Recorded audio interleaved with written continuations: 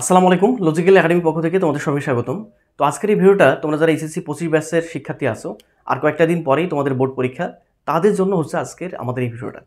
তো তোমরা এই ভিডিওটা টাইটেল দেখতে পাচ্ছ, পথের গাঠনিক ধর্ম ওয়ান শট রিভিশন এইচএসসি 25। তো টাইটেল দেখে বোঝা যায় যে আসলে ভাইয়া আজকের এই লেকচারে আমাদের কি নিয়ে আলোচনা করবে। তো তার আগে তোমাদের কয়েকটা কথা বলে রাখি যাতে পরে তোমাদের সুবিধা হয়।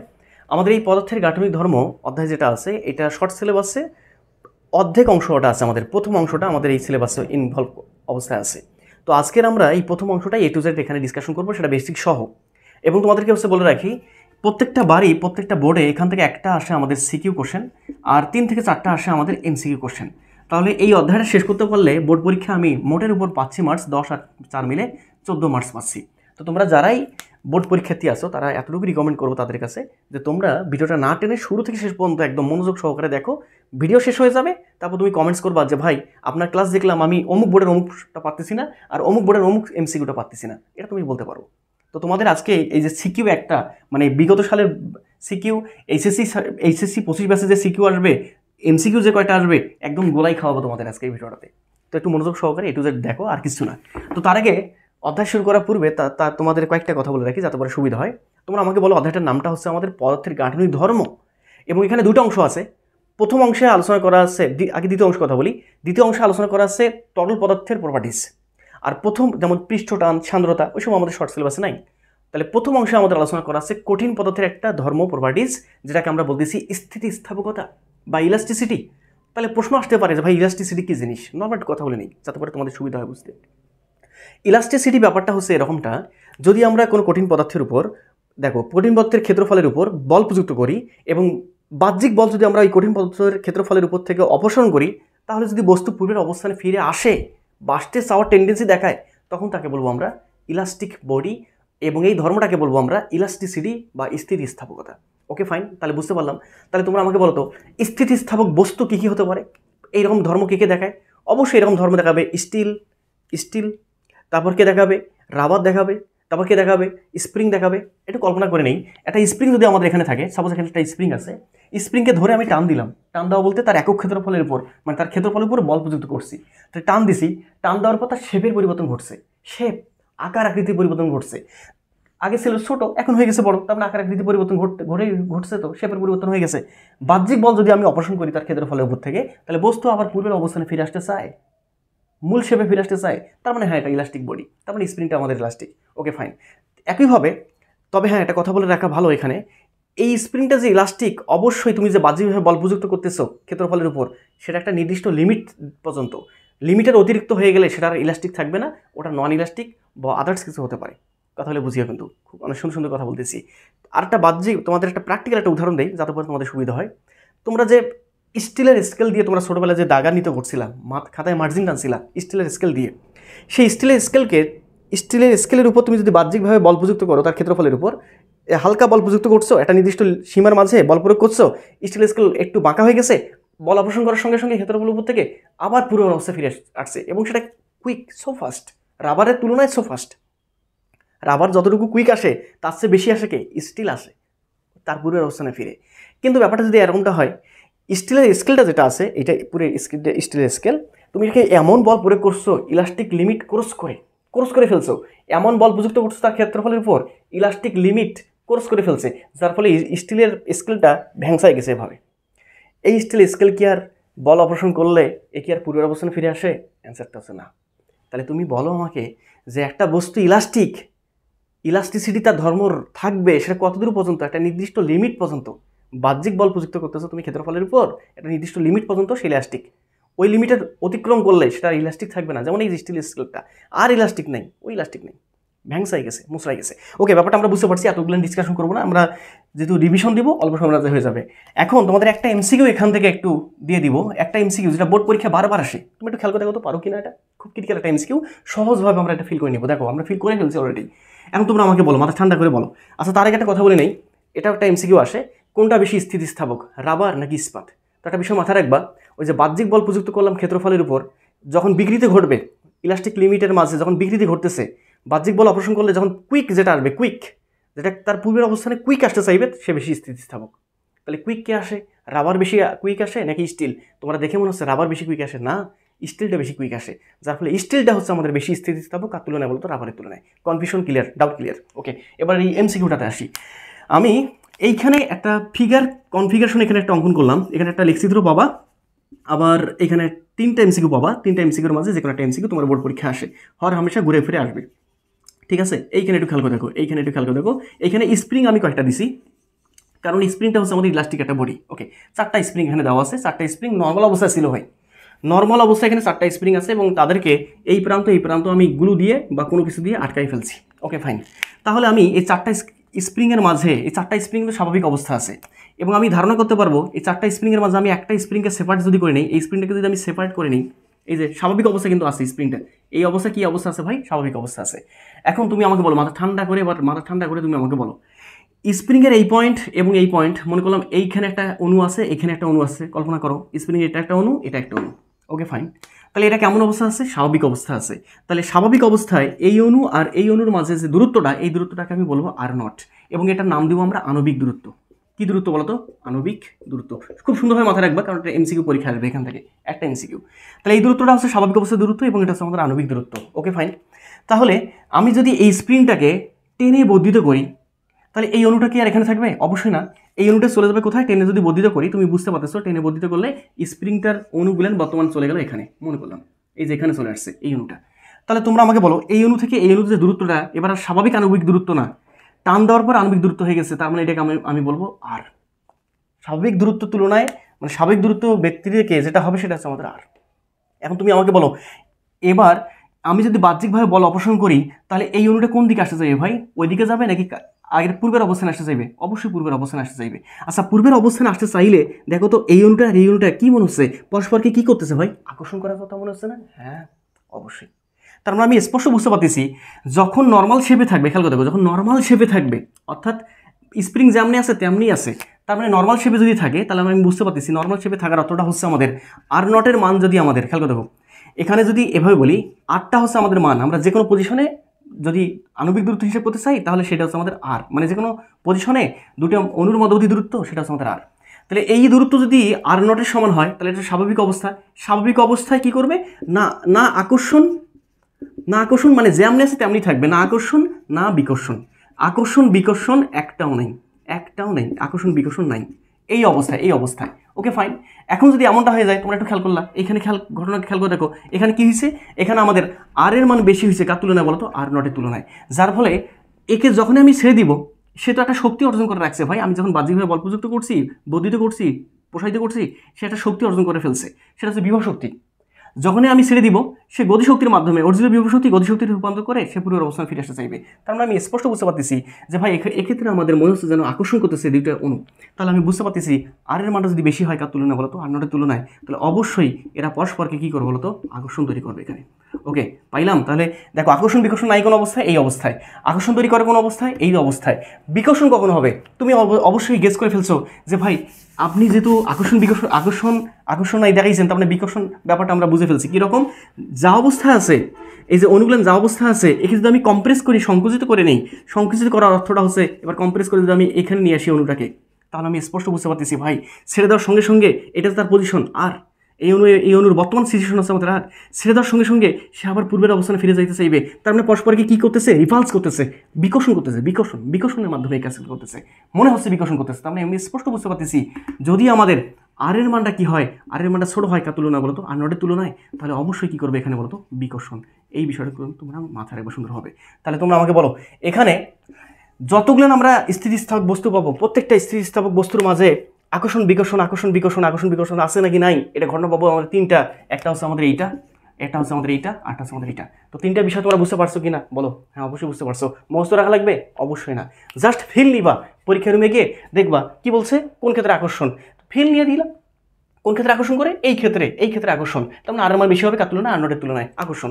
যদি এমনটা হয়ে যায় এই যে অ্যাকচুয়াল আর নট যা আছে তার তুলনায় যদি সংকুচিত করে ফেলি, তার মানে স্পষ্ট বুঝতে পারতেছি তার রিপালস করা শুরু করবে, এটা বিকর্ষণ করা শুরু করবে। ওকে ফাইন, তাহলে আমি স্পষ্ট বুঝতে পারলাম আর নটের মান বেশি, আর এর মান যদি কম হয়, আর নটের মান বেশি, আর এর মান কম, যদি বিকর্ষণ করবে। আর যদি নর্মাল অবস্থা থাকে আর এর মান আর নটের মান সমান, তার মানে স্বাভাবিক অবস্থা আছে, স্বাভাবিক অবস্থায় না আকর্ষণ না বিকর্ষণ। 1 মার্কস পেয়ে গেছি। তো বোর্ড পরীক্ষায় আমরা কিন্তু অলরেডি 1 মার্কস পেয়ে গেছি এমসিকিউর জন্য। তোমরা সুন্দরভাবে যারা নোট করতেছো তারা অবশ্যই এই সুন্দরভাবে আমি যা যা বলছি এমসিকিউর জন্য এটা বলছি, এমসিকিউর জন্য সুন্দরভাবে তোমরা লিখে নিবা। এইবার একটু আসো, মাথা ঠান্ডা করে এবার একটু আসো। কুইক, আমাদের অংশগুলো প্রায় শেষ হয়ে গেলো 1 মার্কসের জন্য। এইবার একটু আসো, এইটার পুরো ব্যাপারটা লেখচিত্র কেমন হয় সেই লেখচিত্র একটু দেখাইতে হবে আমাদের। তাহলে তোমরা আমাকে বলো লেখচিত্র আসলে বেসিক্যালি আমাদের এখানে কেমন হবে। এই পাশ বরাবর দিলাম হচ্ছে দূরত্ব, ওই যে অনুদয়ের মধ্যবর্তী দূরত্ব যেটা সেটা, আর এই পাশ বরাবর দিলাম হচ্ছে আমাদের বিভব শক্তি। তোমরা জানো প্রত্যেকটা স্প্রিং বা ইলাস্টিক বডিকে আমরা যদি বাহ্যিকভাবে বল প্রযুক্ত করি তার ক্ষেত্রফলের উপর তার বিকৃতি ঘটবে, আর বিকৃতি ঘটলে সে একটা নির্দিষ্ট পরিমাণ শক্তি সঞ্চয় করে রাখবে। এই শক্তিটা হচ্ছে আমাদের অর্জিত বিভব শক্তি। তাহলে এই পাশ বরাবর লিখলাম আমি বিভব, কি বলতো আমাদের শক্তি। Okay fine. এখন তোমরা একটু আমাকে মাথা ঠান্ডা করে বলো বিভব শক্তি ভার্সেস দূরত্বের যে লেখচিত্রটা, সেই লেখচিত্র আসলে বেসিক্যালি কেমন হয় দেখতে। বিভব শক্তির তোমার এই লেখচিত্র যেটা দেখতে যেমন হয় সেই লেখচিত্র তোমরা দেখবা এইরকম হবে, এইরকম শেপটা হবে। এখন তোমরা বলবো ভাই এরকম শেপটা কেন, দেখো একটু কেন ব্যাখ্যাটা একটু খেয়াল করে দেখো। আচ্ছা, এখানে আমি স্পষ্ট বুঝতে পারতেছি যে আমাদের এখানে তোমাদের সবার জানা আছে এই মহাবিশ্বে প্রত্যেকটা বস্তুকণা চায় সর্বনিম্ন শক্তি অর্জন করতে। স্টেবল তো থাকতে চায় প্রত্যেকটা অণু, হ্যাঁ অবশ্যই প্রত্যেকটা বস্তুকণা স্টেবল অবস্থা থাকতে চায়। যেমন আমি স্টেবল অবস্থা থাকতে চাচ্ছি, বিধায় পৃথিবী পৃষ্ঠে আসি। তুমি যদি 5 তলায় ওঠো, 5 তলা থেকে তুমি যদি কোনোভাবে তোমার এই ছাদে পা না দিয়ে তুমি যদি তোমার বায়ুশূন্য স্থানে, মানে তোমার ছাদের যেখানে ছাদ আছে ছাদ ছাড়া যদি তুমি যদি পায়ে দাও, তা তুমি দেখবা পৃথিবী তোমাকে টানতেছে, খুব বেশি ভালোবাসতেছে। তার মানে তুমি 5 তলায় যখন উঠছো তখন একটা বিভব শক্তি অর্জন করছো, শক্তি অর্জন করছো। তুমি চাচ্ছ সর্বনিম্ন শক্তি অর্জন করতে, যার ফলে তুমি 5 তলা থেকে পড়ে কোথায় বলো তো নিচতলায়, মানে পৃথিবী পৃষ্ঠে পড়ে গেলা। ব্যাপারগুলো বুঝিও। ঠিক একইভাবে প্রত্যেকটা বস্তুকণা চায় সর্বনিম্ন বিভব শক্তি অর্জন করতে। কত শক্তি অর্জন করতে? সর্বনিম্ন বিভব শক্তি অর্জন করতে। তাহলে তোমরা আমাকে বলো মাথা ঠান্ডা করে, এই পুরো সিস্টেমে এই পুরো লেখচিত্রে আমি স্পষ্ট বুঝতে পারতেছি বিভব শক্তি যেহেতু আমাদের অক্ষ বরাবর, তাহলে এখানে সর্বনিম্ন বিভব শক্তি হচ্ছে আমাদের এই পয়েন্টটা। এই পয়েন্টটা হচ্ছে সর্বনিম্ন বিভব শক্তি। তার মানে যখনই একটা অণু স্টেবল অবস্থা থাকতে চাইবে তখনই সে অণুর দেখো আন্তঃআণবিক যে দূরত্ব, মানে আণবিক যে দূরত্বটা হবে সেই দূরত্বটা হবে আমাদের কতটুকু হবে, এই পয়েন্টের রেসপেক্টে দূরত্ব হচ্ছে আমাদের এইটা। হ্যাঁ এইটা না, হ্যাঁ অবশ্যই এইটা। তাহলে আমি স্পষ্ট বুঝতে পারলাম যখনই একটা অণু, আরে ভাই একটা স্বাভাবিক স্প্রিং বোঝো না কেন, স্বাভাবিক স্প্রিং যদি আমাদের এটা থাকে, এই অণুটার এই অণু মধ্যবর্তী দূরত্ব হচ্ছে আমাদের r0, স্বাভাবিক অবস্থা আছে, আর এর মান হচ্ছে আমাদের r0। তাহলে আমি স্পষ্ট বুঝতে পারতেছি সে সর্বনিম্ন বিভব শক্তি অর্জন করছে। সর্বনিম্ন বিভব শক্তি বলতে এখানে বিভব শক্তি কোথায় সর্বনিম্ন ভাই? নিচের দিকে, এইটাতে। তাহলে এইটা হচ্ছে আমাদের ইপি, কেমন বলতো আমাদের মিনিমাম। এই যে আমি লিখে দিলাম মিনিমাম, কি বলতো আমাদের ইপি, এই পয়েন্টটা। তাহলে এই পয়েন্টে আমাদের আর এর মান কতটুকু দেখাতো, আর এর মান এইটা। তাহলে আমি স্পষ্ট বুঝতে পারলাম এখান থেকে শুরু করে এই পর্যন্ত এইটাই হচ্ছে আমাদের কি নট বলতো, r0। খেয়াল করছো? এখান থেকে শুরু করে এই পর্যন্ত এটা হচ্ছে আমাদের r0।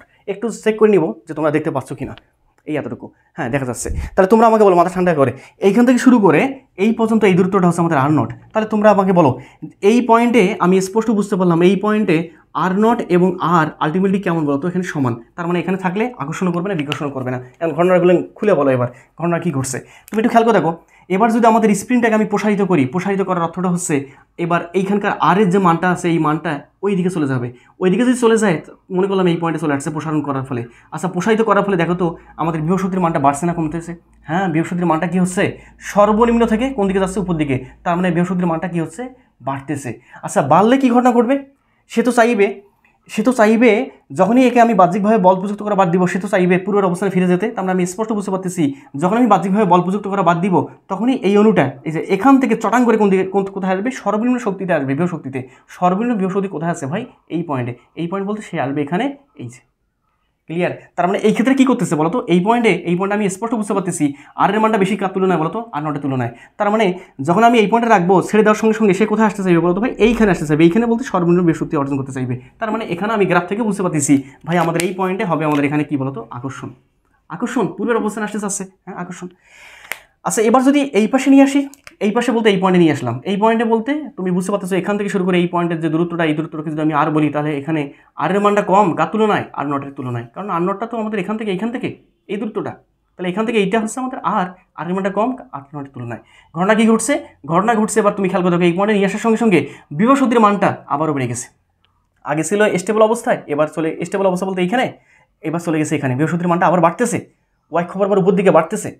যখনই বাড়বে, আমি যখন এখানে ছেড়ে দিব তখন সে চাইবে আবার পূর্বের অবস্থানে ফিরে যেতে। পূর্বের অবস্থান বলতে এখান থেকে সে বিকর্ষণ করে, দেখো এখান থেকে সে আর এইদিকে আসতে চাইবে না, এইদিকে আসতে চাচ্ছে না। এ তো এখান থেকে কী করতে চাচ্ছে, এইদিকে আসতে চাচ্ছিল, তারপরে আকর্ষণ লিখছি।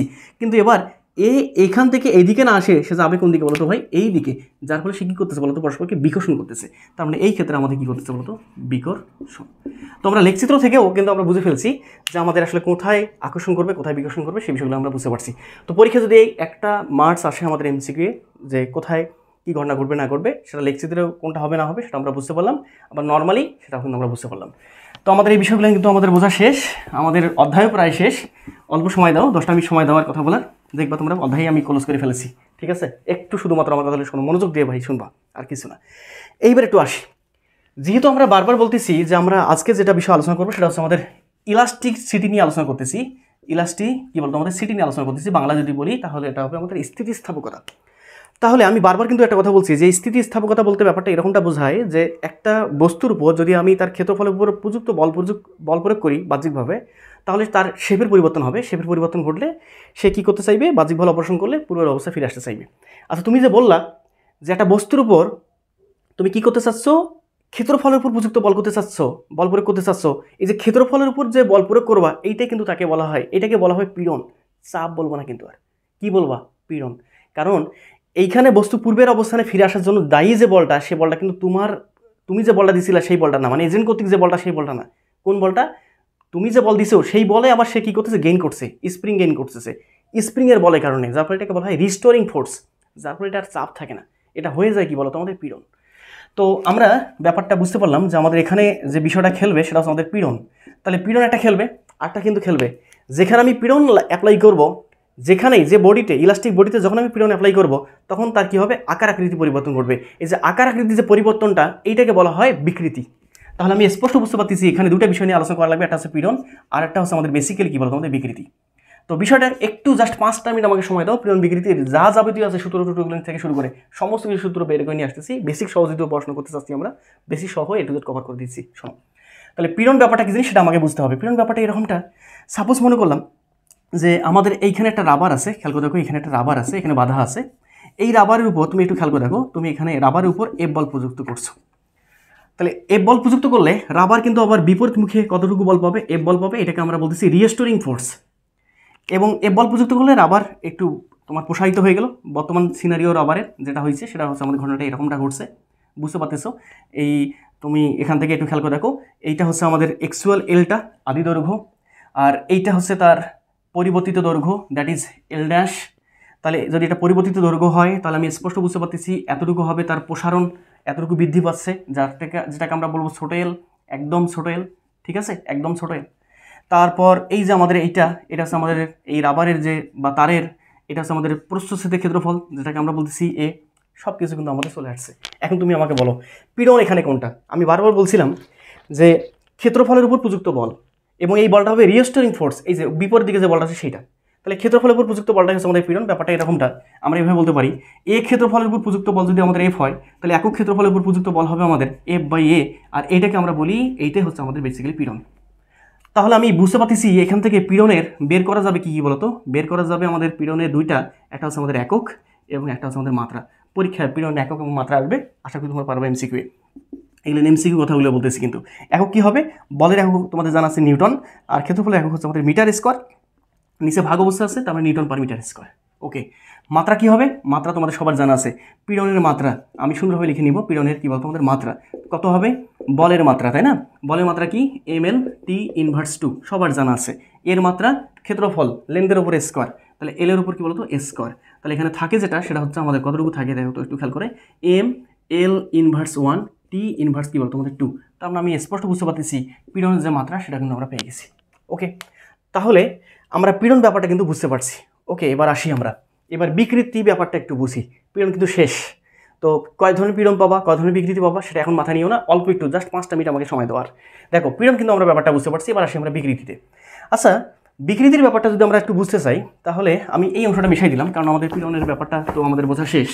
এবার একটু বিকৃতির ব্যাপারটা বুঝি। আচ্ছা, বিকৃতির ব্যাপারটা কী জিনিস? বিকৃতি ব্যাপারটা আমরা একটু খেয়াল করি, তোমরা একটু খেয়াল করে দেখো এখানে, যে এইখানে আমাদের যে বডিটা ছিল, ইলাস্টিক বডি, এটার আদি দৈর্ঘ্যটা কতটুকু ছিল? আদি দৈর্ঘ্য কতটুকু ছিল? এল। ভাই এল দৈর্ঘ্যের তার থেকে কতটুকু পরিমাণ তার আয়তন, কতটুকু পরিমাণ তার দৈর্ঘ্য বিকৃতি হচ্ছে, মানে দৈর্ঘ্য কতটুকু পরিমাণ পরিবর্তন হয়ে গেছে? এল ড্যাশ না, পরিবর্তন কিন্তু এল ড্যাশ না, এল ড্যাশ হচ্ছে বর্তমান অবস্থা, বর্তমান দৈর্ঘ্য। পরিবর্তন কতটুকু? পরিবর্তন হচ্ছে আমাদের এই যে এল ড্যাশ থেকে এল বিয়োগ করলে যা থাকবে তাই মানে কতটুকু বলো তো? এই এতটুকু। এতটুকু মানে কতটুকু সেটা ভাই? এল। তাহলে তুমি এবার বলো আমাকে বাংলায় যে এল দৈর্ঘ্যের তার থেকে তারে বৃদ্ধি, এল দৈর্ঘ্যের তারের পরিবর্তন কতটুকু আমাদের? এল দৈর্ঘ্যের তারের বাংলা এভাবে লিখতেছি একবারে, যে তুমি রিভিশন করতেছো। এল দৈর্ঘ্যের তারের পরিবর্তন কতটুকু ভাই? পরিবর্তন হয়ে গেল আমাদের দৈর্ঘ্য পরিবর্তন কতটুকু? সেটা আমাদের এল, স্মল এল। তাহলে অতএব একক দৈর্ঘ্যে পরিবর্তন হবে আমাদের স্মল এল ডিভাইড বাই কি এল বলতো? ক্যাপিটাল এল। এই যে একক দৈর্ঘ্যে যতটুকু পরিমাণ বৃদ্ধি হচ্ছে এইটাই হচ্ছে আমাদের বিকৃতি। তাহলে এইটাই হচ্ছে আমাদের কি বলতো? আমাদের এখানে বিকৃতি। বাট এটা কেমন বিকৃতি না বিকৃতি সেটা একটু পর, এখন মাথা নিও না, শোনো আগে। এখন তুমি আমাকে বলো বিকৃতির একইভাবে একক কি আর মাত্রা কি, এটা একটু লাগবে আমাদের। এই অংশটা কথাগুলো আসবে আমাদের জাস্ট এমসিকিউ। তাহলে বিকৃতির একক কি হবে? একক তো থাকবে না, কারণ এটা দৈর্ঘ্য, এটা দৈর্ঘ্য, দৈর্ঘ্য দৈর্ঘ্য দৈর্ঘ্য একক, মিটার মিটার ক্যান্সেল আউট, তার মানে এটা আমাদের একক নাই, একক নেই। তাহলে একক যদি না থাকে তাহলে মাত্রা আছে? অবশ্যই না, দৈর্ঘ্যের মাত্রা যা এখানকে দৈর্ঘ্যের মাত্রা তাই ক্যান্সেল আউট হয়ে যাচ্ছে, তার মানে মাত্রাও কি বলতো আমাদের নেই। তার মানে দুটা বিষয় ইম্পর্টেন্ট, একটা বিষয় খেয়াল করলাম আমরা, দুটা বিষয়, যে বিকৃতির কোনো পরিমাণ একক থাকতেছে না, মাত্রাও থাকতেছে না, যাতে এই বিষয়গুলো বুঝতে পারি। আচ্ছা, তাহলে আমরা পীড়ন আর বিকৃতি ব্যাপারগুলো কিন্তু এ টু জেড বুঝে ফেলছি। এখন তোমাদের যে দায়িত্বটা, দেখো আমি তোমাদের বেসিক নিয়ে কথা বলতেছি, তো এই জন্য তোমাদের আসলে এই বিষয়গুলো একটু জাস্ট রিমাইন্ড করে দেওয়ার ট্রাই করতেছি। আর 1 ঘন্টা যেহেতু কভার আপ হয়ে যাবে, যার ফলে বেসিকগুলো কথা বলতেছি, যদি তোমরা জানো যা একটু মনোযোগ সহকারে দেখো, শেষ হয়ে যাবে কুইক ইনশাল্লাহ। এবার একটু আসি, তাহলে তোমরা আমাকে বললা যে পীড়ন পাইছি, বিকৃতি পাইছি। এখন তুমি আমাকে বলো ইলাস্টিক বডি কী কী ধরনের হতে পারে? একটা বিষয় মাথায় রাখবা, ইলাস্টিক বডি হতে পারে, আমি স্পষ্ট বুঝতে পারতেছি ইলাস্টিক মানে হচ্ছে কঠিন পদার্থ, কঠিন পদার্থের একটা বৈশিষ্ট্য। তাহলে কঠিন পদার্থ হতে পারে 1 ডাইমেনশনাল, 2 ডাইমেনশনাল, 3 ডাইমেনশনাল, মানে 1D 2D 3D। ওরে বাপরে বাপ! তাহলে ব্যাপারটা এরকমটা যে আমি স্পষ্ট বুঝতে পারতেছি যে আমাদের যে পীড়ন থাকবে, এই পীড়নগুলো হতে পারে, যেহেতু পীড়নটা বৈশিষ্ট্য হচ্ছে ইলাস্টিক বডির, তাই ইলাস্টিক বডি আবার হতে পারে কঠিন পদার্থ হতে পারে 3 প্রকার, একটা 1D 2D 3D। আরে ভাই 1D বলতে দৈর্ঘ্য, হয় দৈর্ঘ্য নতুবা প্রস্থ নতুবা উচ্চতা, মানে দৈর্ঘ্য বরাবর। 2D বলতে তার ক্ষেত্র, আর 3D বলতে তার বোঝাচ্ছে আয়তনটা। বোঝো না কেন? তাহলে বলো, মাথা ঠান্ডা করে বলো। তাহলে পীড়ন হতে পারে আমাদের দৈর্ঘ্য পীড়ন হতে পারে, তারপর হতে পারে এই প্রস্থ পীড়ন বলবো না আমরা এটাকে, এই প্রস্থ না বলে এটাকে আমরা বলবো মোচড় পীড়ন। প্রস্থ ক্রস, প্রস্থ বলবো না, প্রস্থ যে কথা, মোচড়, মোচড় পীড়ন, এটাকে বলবো আমরা মোচড় কি বলো তোমাদের? পীড়ন। অথবা কৃন্তন পীড়ন, এটা কি পীড়ন বলতো? কৃন্তন পীড়ন, একই কথা। তাহলে দৈর্ঘ্য পীড়ন পাচ্ছি, সেটা কি হবে? F/A হবে, আর তো কিছু না, জাস্ট ওর সামনে দৈর্ঘ্যটা যুক্ত হবে। মোচড় পীড়ন ওটাও আমাদের F/A, আরটা হবে আমাদের আয়তন পীড়ন। এটা হচ্ছে 3D, তাহলে এটা আমি লিখে দিই, এটা হচ্ছে 1D, এটা 2D, এটা হচ্ছে আমাদের কত বলতো? 3D। 3D যেটা সেটা হচ্ছে আমাদের কি বলতো? আমাদের আয়তন পীড়ন। তাহলে আয়তন পীড়ন বলতে সেটা আমাদের কিভাবে সংজ্ঞায়িত করব? অবশ্যই F/A। কথা বুঝতে পারছো? F/A পীড়ন। ওকে, তো আমাদের পীড়নের ব্যাপারটা কিন্তু শেষ। এবার তোমরা আমাকে বলো বিকৃতি ব্যাপারটা কীরকম হবে। তাহলে বলো, মাথা ঠান্ডা করে বলো, পীড়ন যদি হয় ভাই 3 প্রকার, মানে 1D 2D 3D, তাহলে বিকৃতি কত প্রকার হবে? অবভিয়াসলি 3 প্রকার। এই তো বুদ্ধিমানের তোমরা ধরে ফেলছো। তাহলে একটা হতে পারে আমাদের 1D, আরটা হবে আমাদের 2D, আরটা হবে আমাদের কি বলতো ভাই? 3D। তাহলে 1Dর জন্য আমি স্পষ্ট বুঝতে পারতেছি বিকৃতি, একটু আগে খেয়াল করলাম বিকৃতি কীভাবে হিসেব করছিলাম, বিকৃতি এটা না, হ্যাঁ একটু আগে খেয়াল করলাম বিকৃতি। তাহলে বলো বিকৃতি যেটা খেয়াল করছিলাম সেই বিকৃতি আমাদের কী ছিল? বিকৃতি ব্যাপারটা এরকমটা ছিল, আমি একটু চিত্রটা অঙ্কন করে নিই যাতে পরে তোমাদের কনফিউশন না লাগে। এই যে এইটা ছিল আমাদের এটা, এবং এইটাকে বলছিলাম ক্যাপিটাল এল, তারপর টান দেওয়ার ফলে ওকে ভল ঝোলাই দিয়েছিলাম, তোমরা বুঝতে পারতেছো, যার ফলে আমি স্পষ্ট বুঝতে পারতেছি বর্তমান যে শেপটা এটা হচ্ছে আমাদের এল ড্যাশ, আর যতটুকু বাড়লো দৈর্ঘ্য এটা হচ্ছে তার কী বলতো? স্মল এল, দৈর্ঘ্য বৃদ্ধি। তা তুমি আমাকে বলো মাথা ঠান্ডা করে, এখানে আমাদের এই বিকৃতি ছিল আমাদের স্মল এল ডিভাইড বাই কি এল বলতো? ক্যাপিটাল এল। আচ্ছা ভাই স্মল এল মানে বোঝাচ্ছেটা কি? স্মল এল দ্বারা বোঝাচ্ছে কতটুকু পরিমাণ পরিবর্তন হয়ে গেল, পরিবর্তনটা বোঝাচ্ছে এতটুকু। তাহলে আমি উপরে লিখতে পারি বিকৃতি মানে সবগুলো বিকৃতির ক্ষেত্রে আমাদের উপরে আসবে পরিবর্তন, আর নিচে কি ভাই? নিচে মানে হচ্ছে ক্যাপিটাল এল। ক্যাপিটাল এল বলতে আদি দৈর্ঘ্য, আদি। তাহলে আমি এখানে লিখে নিব উপরে হচ্ছে পরিবর্তন আর নিচে আমাদের আদি। মানে যত প্রকার পৃথিবীতে বিকৃতি আছে সবগুলো বিকৃতির একটাই সূত্র, সেটা হচ্ছে আমাদের পরিবর্তন ডিভাইড বাই আদি। দেখবা দৈর্ঘ্য বিকৃতি হলে দৈর্ঘ্য পরিবর্তন আদি দৈর্ঘ্য। তারপর যদি মোচড় বিকৃতি হয় মানে 2D যেটা, সেটা হলে আমি কি বলবো? মোচড় পরিবর্তন ডিভাইড বাই আদি মোচড়। আয়তন হলে আয়তন পরিবর্তন বাই আদি আয়তন। শেষ না? বুঝলি এখনো? ওকে, তাহলে এবার মাথা ঠান্ডা করে এবার আমাকে বলো যে যদি আমরা এটা বুঝতে পারি তাহলে 1D বিকৃতি কতটুকু হবে? 1D বিকৃতি বলতে দৈর্ঘ্য বিকৃতি, এটাকে আমরা বাংলায় নাম দিব, সেটা হচ্ছে আমাদের দৈর্ঘ্য বিকৃতি। সুন্দরভাবে কিন্তু নাম দিব, হ্যাঁ। এটা হচ্ছে আমাদের দৈর্ঘ্য কী বলতো বিকৃতি। তো দৈর্ঘ্য বিকৃতি বলতে আমাদের স্পষ্ট বোঝা শেষ, সেটা হচ্ছে আমাদের স্মল এল ডিভাইড বাই কী বলতো ক্যাপিটাল এল। ওকে, এবার 2D বিকৃতি যেটা কিনা আমরা বলবো ক্ষেত্রফল না, এটাকে বলবো আমরা মোচড় বিকৃতি। সুন্দরভাবে লিখে নিবা, এটা হচ্ছে আমাদের মোচড় অথবা কৃন্তন বিকৃতি। হ্যাঁ, মোচড় অথবা কৃন্তন, একটু খেয়াল করে দেখো, কৃন্তন। এবং এটাকে প্রকাশ করবো কীভাবে, তাহলে এটাকে প্রকাশ করবো কীভাবে, এটা হচ্ছে আমাদের কথা। তো মোচড় এবং কৃন্তন, মোচড় অথবা কৃন্তনকে প্রকাশ করার জন্য একটা আলাদা ব্যাপার লাগে। তো তোমাদের আলাদা একটা এক্সপ্লানেশনটা একটু বোঝাই দিই, তাহলে পরে তোমাদের সুবিধা হবে। মোচড়টা আমরা কেমন প্রকাশ করবো একটু খেয়াল করে দেখো, মাথা ঠান্ডা করে কিন্তু খেয়াল করে দেখবা। তো তোমাদের এই মুহূর্তে তোমরা যারা ভিডিওগুলো দেখতেছো, তারা ফিজিক্স বইটাকে নর্মাল অবস্থায় রাখো। তোমার টেবিলের উপর ইসেক স্যারের বইটা নর্মাল অবস্থায় রাখো, ইসেক স্যার বা তপন স্যারের বইটা যেটা আছে নর্মাল অবস্থায় এটা আছে। এখন তুমি একদম লম্বভাবে যে বইটা আছে ওইটা আছে, ওকে ফাইন। তুমি এখন লম্বভাবে কিনারাতে গিয়ে মানে প্রস্থ বরাবর যে বইটা আছে বইয়ের প্রস্থ বরাবর তুমি এখানে বল প্রয়োগ করো। ঠিক আছে, লম্বভাবে বল প্রয়োগ করো। বল প্রয়োগ করলে তুমি দেখবা এটার অবস্থাটা বর্তমানে এরকম থাকবে না, এটার অবস্থা তোমরা দেখবা যে একটু মোচড় নিয়ে এইরকম হয়ে যাবে। তোমরা নিজেরা একটু খেয়াল করে দেখো, এটা খেয়াল করলে বুঝতে পারবা এইরকম হয়ে যাবে। তার মানে আমি স্পষ্ট বুঝতে পারলাম এই পুরো বল প্রয়োগ করতেছি আমি ক্ষেত্রফলের উপর, এবং ক্ষেত্রফল যেহেতু পরিবর্তিত হচ্ছে তারপরে এটাকে বলতেছি আমরা মোচড়, ভ্যাংসে যাচ্ছে, মোচড় বা কৃন্তন বিকৃতি। ওকে, তাহলে একটু খেয়াল করে দেখো এখানে কি ঘটনা ঘটছে। এখানে ঘটছে সেটা হচ্ছে আমাদের খেয়াল করে দেখো, এখানে যতটুকু থিটা হবে এখানে কোনটা কিন্তু আমাদের ততটুকুই হবে, নর্মাল শেপ বোঝা যাচ্ছে ভাই। এখানে দেখো এটা হচ্ছে আগের অবস্থা আর হচ্ছে পরিবর্তিত অবস্থা। আরে ভাই এটা কি আমাদের আগের অবস্থা না? হ্যাঁ, এটা আগের অবস্থা। পরিবর্তিত অবস্থা কোনটা আমি স্পষ্ট বুঝতে পারতেছি, পরিবর্তিত অবস্থা যেটা সেটা হচ্ছে আমাদের এইটা না ভাই, এইটা। তাহলে আমি স্পষ্ট বুঝতে পারলাম যে আমাদের আদি বলতে আমাদের এই ঘটনাটা এইটা বলবে। এই দেখো না, এটা হচ্ছে আমাদের আদি অবস্থা, এটা আদিটা। ওকে, আর পরিবর্তিত কোনটা, পরিবর্তিত হয়ে গেল কোনটা, এটা আদিতে ছিল, এটা গেল এখানে। তাহলে কতটুকু পরিবর্তিত হয়ে গেল, পরিবর্তিত হয়ে গেছে আমাদের এতটুকু। দেখো না, একটু খেয়াল করে দেখো, এই এতটুকু পরিবর্তন হয়ে গেল। আরে ভাই যা ছিল আগে এখানে সে চলে গেছে এবার এখানে, তাহলে পরিবর্তন কতটুকু হয়েছে, ডিসপ্লেসমেন্ট কতটুকু হলো, এই এতটুকু। তাহলে এই এতটুকুকে বলবো আমরা ডি, আর এতটুকুকে বলবো আমরা এখানকার এইচ। তাহলে আমি স্পষ্ট বুঝতে পারতেছি যে আমাদের এখানে খেয়াল করে দেখো যে আমাদের কৃন্তন বা মোচড় বিকৃতি, যেটাকে আমরা 2D বিকৃতি বলতেছি, তাহলে 2D বিকৃতি যেটা 2D বলতে আমাদের মোচড় বিকৃতি, তাহলে মোচড় বিকৃতি যেটাকে আমরা বলতেছি কৃন্তন বিকৃতি, তাহলে এটা কতটুকু হবে স্পষ্ট বোঝা শেষ। এই থিটা বলতে এইটার রেশিও। আচ্ছা, এইটার রেশিও বলতে আমরা বুঝতে পারতেছি এইটা, খেয়াল করে দেখো, একটু খেয়াল করে দেখো, মাথা ঠান্ডা করে একটু খেয়াল করে দেখো, এইটা না এইটা, এই কোনটা থিটা, এটা হচ্ছে আমাদের ডি, এটা হচ্ছে আমাদের এইচ। তাহলে এটা থিটা হলে এটা হচ্ছে আমাদের লম্ব, আর এটা হচ্ছে আমাদের কি বলতো ভূমি, আর এটা তো আমাদের অতিভুজ। তো একটু খেয়াল করে দেখো, লম্ব আর ভূমির সঙ্গে সম্পর্ক স্থাপন করে আমাদের ট্যান থিটা, তাহলে আমি বলতে পারবো আমাদের ট্যান থিটা ইকুয়াল টু হচ্ছে আমাদের লম্ব বাই ভূমি, লম্ব বলতে ডি ডিভাইড বাই হচ্ছে আমাদের কত বলতো এইচ।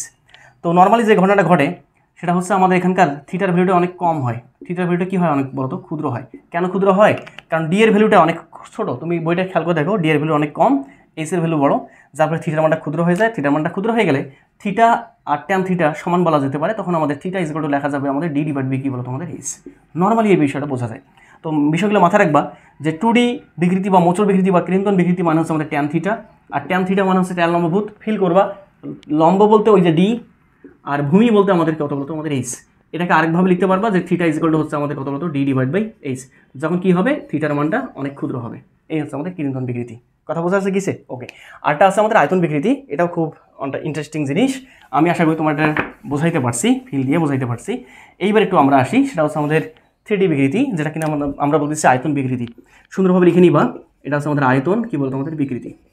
তো আয়তন বিকৃতি বলতে আমরা আসলে এটাকে কীভাবে লিখবো সেটা হচ্ছে আমাদের কথা। তো একটু খেয়াল করে দেখো, মাথা ঠান্ডা করে অল্প একটু খেয়াল করে দেখো। আমি সাপোজ মনে করলাম আমি একটা বেলুনকে বা বুদবুদকে, বেলুন অথবা বুদবুদ তোমরা সবাই চেনো, আদর্শ গ্যাসে করছো, তাহলে বেলুন অথবা একটা বুদবুদকে আমি এইখানে রাখলাম, এই যে পানির তলদেশে রাখলাম, মানে পানির নিচে রাখলাম। আচ্ছা, এই বেলুনটাকে এবার যদি আমি আরও পানি গভীরতা নিয়ে যাই, তাহলে বর্তমানে দেখো একটা নির্দিষ্ট গভীরতায় এই বেলুনের যে আয়তনটা, সে আয়তনটা কিন্তু আমাদের এটা, এবং এই আয়তনটাকে আমি বললাম ভি। এই আয়তনটাকে কী বলছি ভাই? ভি বলছি। ওকে, তাহলে আমি যত বেশি গভীরতা নিয়ে যাব আয়তনটা তত বেশি কমে যাবে না, কারণ বাহ্যিক চাপটা বেশি হয়ে যাবে, পানির গভীরতা তোমরা জানতেছো। তাহলে মনে করলাম বর্তমান যে আয়তনটা, আয়তন কমে আয়তনটা হয়ে গেছে এতটুকু। তাহলে বলো বর্তমান যে আয়তনটা, সেই আয়তনটাকে আমি বললাম এই যে আয়তনটা, এই আয়তনটাকে আমি বললাম এই আয়তনটা হচ্ছে আমাদের ভি ড্যাশ। তাহলে বলো তো এবার আমাদের আয়তন বিকৃতি কতটুকু হবে?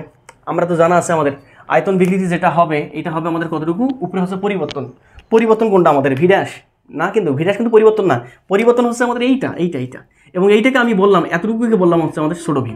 তাহলে আয়তন বিকৃতি হবে আমাদের পরিবর্তন বলতে উপরেরটা, দ্যাট ইজ ভি, মানে এইটা। আর আদি আয়তন কোনটা আমাদের এই যে ভি, এই ভি বলতে এটা ক্যাপিটাল ভি। তো মাথা রাখাও যে আমাদের আয়তন বিকৃতি হচ্ছে আমাদের স্মল ভি ডিভাইড বাই কি বলতো আমাদের ক্যাপিটাল ভি। আর আয়তন পরিবর্তন বলতে কোনটাকে বোঝাচ্ছি, বর্তমান যে আয়তন সেইটাকে, নাকি আদি আয়তন ওইটাকে, নাকি আসলে পরিবর্তন মানে এইটাকে, সেটা তোমরা বুঝতে পারছো আশা করি। এটা খুব সেন্সিটিভ জিনিস, বিষয়গুলো একটু মাথায় রাখো। ওকে, তাহলে আমরা 3 ধরনের বিকৃতি পাইলাম। তো একটু খেয়াল করে দেখো 3 ধরনের বিকৃতিতে আমাদের একক কী হবে। দৈর্ঘ্য বিকৃতি কোনো একক নাই, একই জাতীয় রাশির অনুপাত। তারপর কৃন্তর বিকৃতি কোনো একক থাকবে না, একই জাতীয় রাশির অনুপাত। আয়তন বিকৃতি কোনো একক থাকবে না, মাত্রাও থাকবে না, কারণ একই জাতীয় রাশির অনুপাত। আশা করি তোমরা বিষয়টা বুঝতে পারছো, ফিল করতে পারছো।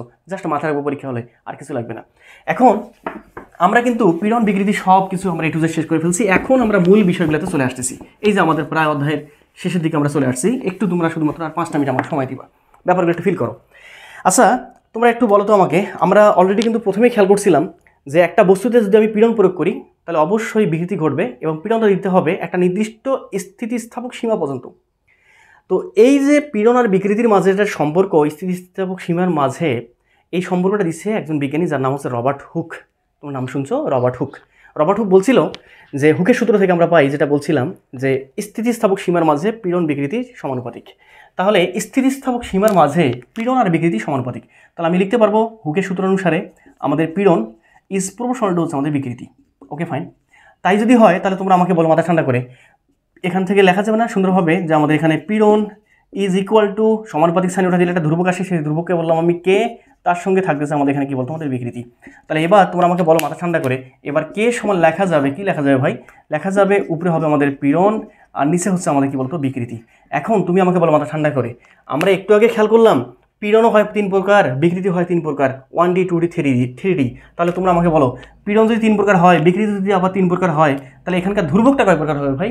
অবশ্যই ধ্রুবকটা হবে 3 প্রকার, 1D ধ্রুবক, 2D ধ্রুবক, 3D ধ্রুবক। তাহলে আমি স্পষ্ট বুঝতে পারলাম এখানে কেটাও হবে আমাদের 3 প্রকার। আমি লিখে নিব, একটা হচ্ছে আমাদের 1D, আরেকটা হচ্ছে আমাদের 2D, আর একটা হচ্ছে আমাদের কত বলতো 3D। তো সুন্দরভাবে মাথা ঠান্ডা করে লিখবা, আমি একটু জায়গা নেই, কারণ অনেকগুলো ধ্রুবক, 3টা ধ্রুবকের একদম A to Z এখানে লিখে নিব আমরা, প্রায় আমরা শেষও করে ফেলতেছি।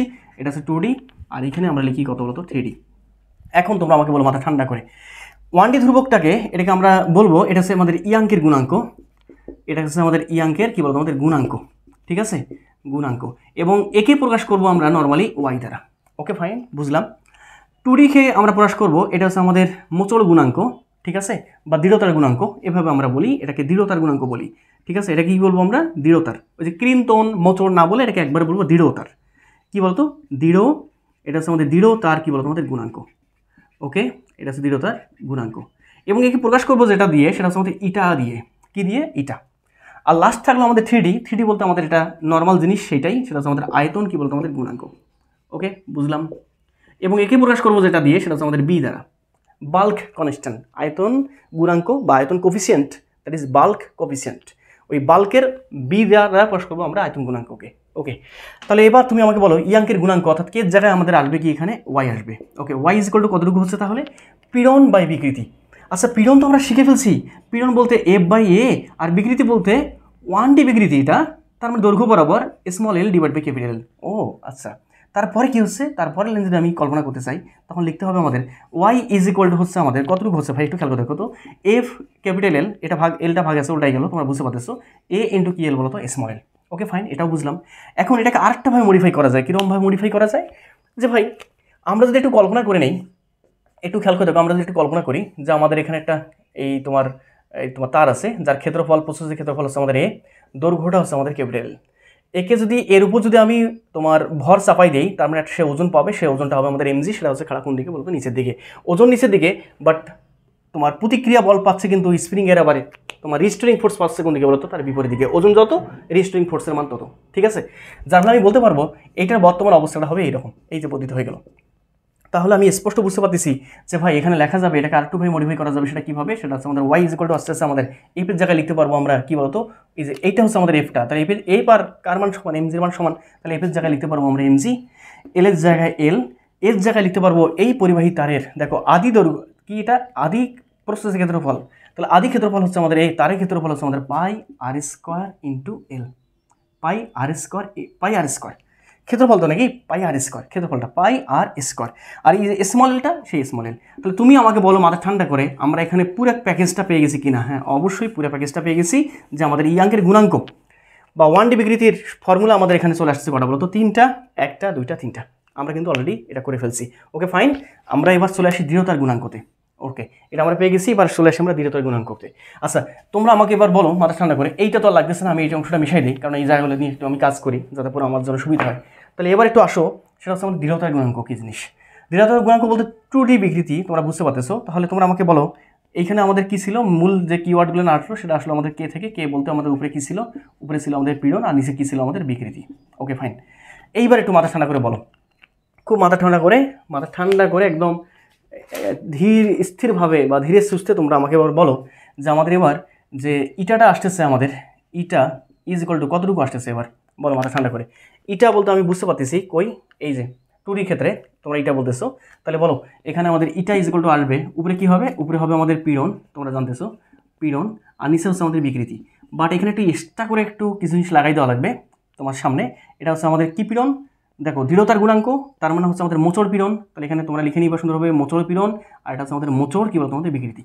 তাহলে তোমরা একটু খেয়াল করে দেখো এখানে কী কী আসে আমাদের। মোচড় পীড়ন বলতে এখানে লিখি আমরা, এটা ইজ ইকুয়াল টু আসতেছে আমাদের কতটুকু আসতেছে ভাই, এটা আসতেছে আমাদের মোচড় পীড়ন বলতে আমাদের এফ ডিভাইড বাই এ, আর মোচড় বিকৃতি বলতে আমাদের কী ছিল, এখানে ট্যান থিটা ছিল। ওকে, তারপরের লাইন ইটা ইজ ইকুয়াল টু পাচ্ছি আমরা এফ ডিভাইড বাই এ, আর ট্যান থিটা বলতে এখানে লেখা যেত কি বলতো থিটা। তারপর তোমরা একটু আসো আমাকে বলো f divide by a into theta নাকি। আচ্ছা, আরেকটা লেখা যাবে এফ ডিভাইড বাই এ বলতে, তোমরা একটু খেয়াল করে দেখো এখানে কি ঘটনা ঘটে, এর জায়গায় এই থাকলো, আর থিটা বলতে তোমাদের শেখাইছিলাম মনে হয় tan theta is equal to হচ্ছে আমাদের লম্ব বাই ভূমি, লম্ব বলতে ডি ডিভাইড বাই কি বলতো আমাদের এইচ, অথবা থিটা ইজ ইকুয়াল টু যদি ডি এর মান ছোটো হয় থিটার মানটা কম হয়ে যাবে, তখন আমাদের ট্যান থিটা থিটার মানটা সমান হয়ে যাবে, that is d divide by h. তখন এখানে থাকবে আমাদের ডি ডিভাইডেড বাই এইচ, এইচটা ভাগ আছে উল্টা গেলে গুণ হয়ে গেল, এই যে আমাদের ফর্মুলা এটারও চলে আসলো। কথা বুঝিও কিন্তু। এখন আমরা লাস্ট একটা ফর্মুলা দেখবো, সেটা হচ্ছে আমাদের আয়তন গুণাঙ্ক। তো আয়তন গুণাঙ্কের ব্যাপারটা সেটা একটু খেয়াল করে দেখি কী ব্যাপারটা আমাদের কী বলছিল। তো আয়তন গুণাঙ্ক তোমরা বুঝতে পারতেছো, আমি লিখছিলাম মনে হয় সম্ভবত যে আমাদের এখানে কে জায়গায় কী পড়বে, এখানে আমি এটাকে উল্টা পাশে লিখলাম কারণ জায়গা পাচ্ছি না, এই দিকে লিখলাম। তাহলে বলো আয়তন গুণাঙ্ক যেটা আমাদের সেটা হচ্ছে আমাদের b, b is equal to হবে আমাদের উপরে হচ্ছে আমাদের পীড়ন, বাট এটা হবে আমাদের আয়তন পীড়ন, আর নিচে হচ্ছে আমাদের আয়তন কী বলতো আমাদের আয়তন বিকৃতি, এইটা তো হ্যাঁ। তাহলে এখান থেকে আমাদের বি ইজ ইকুয়াল টু আসে আমাদের আয়তন পীড়ন বলতে আমাদের জানা আছে এফ ডিভাইড বাই এই হচ্ছে, কোনো পরিবর্তন নাই। তাহলে এবার তোমরা আমাকে বলো আয়তন বিকৃতি আমাদের কতটুকু হচ্ছে। আয়তন বিকৃতি বলতে আমাদের খেয়াল করলাম স্মল ভি ডিভাইড বাই কী বলতো ক্যাপিটাল ভি, এটা কিন্তু আমাদের ক্যাপিটাল ভি। তাহলে এখান থেকে আমাদের আসে যেটা বি ইজ ইকুয়াল টু হচ্ছে আমাদের কি আসে আমাদের বলতো F into capital V A into কী বলতো স্মল ভি। তার মানে প্রত্যেকটা ক্ষেত্রে উপরে ক্যাপিটাল গুলান আর নিচে একটা ক্যাপিটাল একটা স্মল, তো এটা তো নিচে থাকবেই, তার মানে স্মল হবে বাদ বাকিটা। যেমন আমাদের এখানে দৈর্ঘ্য বিকৃতির ক্ষেত্রে তোমরা খেয়াল করতে পারলাম যে আমাদের capital F capital L capital A but small এল, ঠিক আছে। তো এই বিষয়গুলো যাতে আমরা একটু মাথায় রাখি, ঠিক একইভাবে আমাদের এখানেও তোমরা খেয়াল করতে পারতেছো এইখানে একটু পরিবর্তন আছে, কারণ আমাদের এই তোমার দৃঢ়তার গুণাঙ্কতে ওই রকম আসতেছে না আর কি। তো আশা করি তোমরা এই বিষয়গুলো জানো, আবার একটু রিমাইন্ড করে দিলাম কারণ একটাই যাতে আমাদের রিভিশন হয়ে যায় অল্প সময়ের মাঝে। আমরা এখন একটু খেয়াল করি, সেটা হচ্ছে আমাদের, তোমরা আমাকে এবার বলো যে প্রত্যেকটা ইয়াঙ্গের গুণাঙ্ক, তোমরা একটু বলো আমাকে প্রত্যেকটা ইয়াঙ্গের গুণাঙ্কের একক কী হবে এবং মাত্রা কী হবে। তাহলে প্রত্যেকটা গুণাঙ্কের দ্যাট ইজ কে এর, আচ্ছা দ্যাট ইজ কী বলতো তোমার ইয়াং ওয়াই, দ্যাট ইজ এরপরে আছে কি আমাদের ইটা আছে, এরপরে আছে কি আমাদের বি আছে, প্রত্যেকটা গুণাঙ্কের একক এবং মাত্রা একই। তাহলে এটার একক ও মাত্রা একই হবে। কিভাবে একই হবে ভাই, তুমি একটু খেয়াল করে দেখো তো একক এবং মাত্রা একই হয় কিনা। অবশ্যই, কারণ এ পাশে বিকৃতি দেখো না কেন, প্রত্যেকটা একক তৈরি হবে কিভাবে ভাই, মানে ধ্রুবকগুলো তৈরি হবে কিভাবে, পীড়ন বাই বিকৃতির একক দিয়ে। ভাই প্রত্যেকটার বিকৃতির তো একক কোনো নাই, তাহলে আছে কি বলতো শুধুমাত্র পীড়নের একক। তাহলে প্রত্যেকটার একক হবে কার একক বলতো, পীড়নের এককের মানে সমান।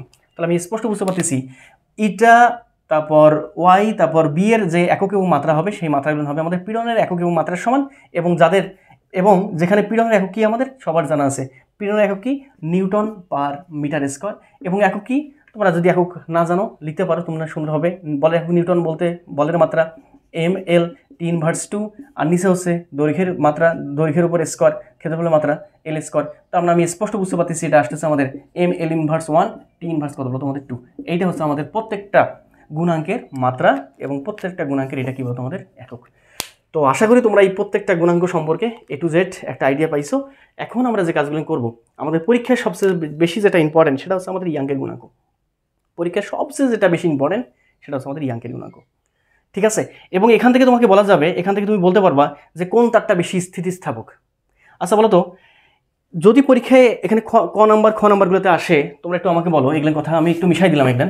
তোমরা আমাকে একটু বলো আমাকে যে বলো যে ইয়াঙ্কের গুণাঙ্ক, দেখো ইস্পাতের ইয়াঙ্কের গুণাঙ্ক 2 × 10⁻11 নিউটন পার মিটার স্কোয়ার দ্বারা কি বুঝো? তাহলে কিভাবে এটাকে অ্যান্সার করবা? তুমি সুন্দরভাবে বলবা যে ইয়াঙ্কের গুণাঙ্ক, ওকে আমি সূত্র এটা লিখি, ওয়াই ইজ ইকুয়াল টু হচ্ছে আমাদের উপরে কি থাকবে পীড়ন, আর নিচে কি বিকৃতি।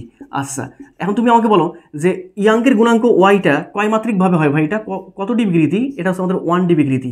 তার মানে আমি স্পষ্ট বুঝতে পারলাম এটা হচ্ছে আমাদের 1 ডি কি বলতো আমাদের এখানে বিকৃতিটা। ওকে, তাহলে এবার তুমি আমাকে বলো মাথা ঠান্ডা করে, এখানে নিয়ে আসা লাগবে কত? এই পীড়নটাকে নিয়ে আসা লাগবে এইটা বলতে 2 × 10⁻11 নিউটন উপরে পীড়নের একক নিউটন পার মিটার স্কোয়ার, ঠিক আছে।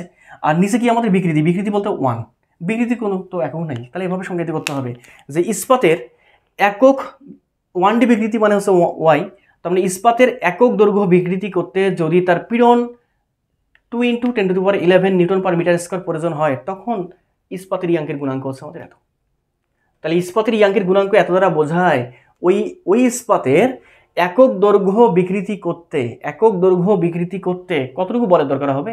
কতটুকু বলের দরকার হবে? এতটুকু বলের দরকার হবে। কত ক্ষেত্রফলে? একক ক্ষেত্রফলে এতটুকু বল দরকার হবে। আরে ভাই নিউটন পার মিটার স্কোয়ার, তার মানে একক ক্ষেত্রফলে প্রযুক্ত বল কতটুকু লাগবে? এতটুকু। ইস্পাতের একক দৈর্ঘ্য বিকৃতি করতে একক ক্ষেত্রফলে যদি 2 × 10⁻11 নিউটন বল দরকার হয়, তখন তাকে বলবো আমরা ওইটাই হচ্ছে তার ইস্পাতের ইয়াঙ্কের গুণাঙ্ক। কথা বুঝতে পারছো? তাহলে এবার তুমি আমাকে বলো, মাথায় রাখতে হবে যার ইয়াঙ্কের গুণাঙ্ক যত বেশি হবে, সেই বস্তু বা সেই বডিটা আমাদের তত বেশি ইলাস্টিক। তো এখন তোমরা আমাকে বলো রাবার বেশি ইলাস্টিক নাকি ইস্পাত বেশি ইলাস্টিক?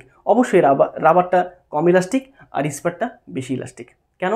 রাবারকে একক বিকৃতি করতে তোমার একক ক্ষেত্রফলের মাঝে বলের পরিমাণ কম লাগে, যার ফলে ওয়াইয়ের পরিমাণ কম হয়ে যায়। আর ইস্পাতের ক্ষেত্রে একক বিকৃতি করতে একক ক্ষেত্রফলের উপর প্রযুক্ত বলটা আমাদের অনেক বেশি, যার ফলে ইস্পাতের ওয়াইয়ের মান বেশি, ইয়াঙ্কের গুণাঙ্ক বেশি। আর প্রথমে এসে বলছিলাম কে বেশি স্থিতিস্থাপক না স্থিতিস্থাপক, সেটা বেশি তোমরা বুঝতে পারছো। ওকে, পরীক্ষা যেটা সবচেয়ে বেশি আসে, শোনো বলি তোমাদের, পরীক্ষায় সবচেয়ে যেটা বেশি আসে সেটা হচ্ছে আমাদের এখানে পুরো অধ্যায়ের প্রত্যেকটা ম্যাথে আমাদের কোনো কিছু নাই দৃঢ়তার গুণাঙ্ক, আয়তন গুণাঙ্ক, একটাও সিকিউ কোশ্চেন আসবে না। এমসিকিউ আসলে সর্বোচ্চ ফর্মুলা দিয়ে তোমার নর্মাল ম্যাথমেটিক্স আসবে, ওটা তোমরা পারবা শুধু তোমার মাথায় থাকলেই। পরীক্ষা যেটা আসে সিকিউ এমসিকিউ সব কিছু মিলে সবগুলো হচ্ছে আমাদের জাস্ট 1 ডি বিকৃতি, দ্যাট ইজ ইয়াঙ্কের বিকৃতি। তো আমরা এই ইয়াঙ্কের বিকৃতি সহ আরও যে দুটো বিকৃতি আছে এদের জন্য যে কাজের ব্যাপারগুলো আছে, লেক্সিতুর ব্যাপারগুলো আছে, এ টু জেড আমরা এখানে কভার করে নেব। তো এবার চলে আসি আমরা স্থিতিস্থাপক বস্তুর ক্ষেত্রে যে আমাদের কাজের যে ব্যাপারটা সেই বিষয়টা আমরা খেয়াল করব। তো তোমাদের একটু বলে রাখি, তোমরা যখনই খেয়াল করবা যে একটা ইলাস্টিক বডিকে, তোমরা সাপোজ মনে করলাম একটা ইলাস্টিক বডিকে যদি আমরা 1 ডি বডি বলি, তাহলে ইলাস্টিক বডি আমি এখানে একটু অঙ্কন করে নিই যাতে পরে সুবিধা হয়। সাপোজ মনে করলাম এখানে একটা রাবার আছে আমাদের, ঠিক আছে, একটা রাবার আছে আমাদের এই অবস্থায়। ওকে, তাহলে এই রাবারটা এই অবস্থায় কিন্তু আছে। প্রস্থের ক্ষেত্রফল হচ্ছে আমাদের রাবারের এ, আর আদি দৈর্ঘ্যটা হচ্ছে আমাদের ক্যাপিটাল এল। ওকে, তখন এই রাবার উপর যদি আমি পীড়ন প্রযুক্ত করি, মানে একক ক্ষেত্রফলের উপর যদি বল প্রযুক্ত করি, তাহলে রাবারটা কিন্তু আমাদের প্রসারিত হয়ে যাবে। তো বর্তমান যে অবস্থা রাবারের, সেই অবস্থা হচ্ছে আমাদের এইটা। প্রসারণ হয়ে গেলে তোমরা বুঝতে পারতেছো একটু চিকন হয়ে যাবে লেয়ারটা। তো আমরা ওইভাবে একটু অঙ্কন করে নিই যে লেয়ারটা আমরা একটু চিকন করে দিলাম যাতে করে আমাদের বুঝতে সুবিধা হয়, ফিল নিতে।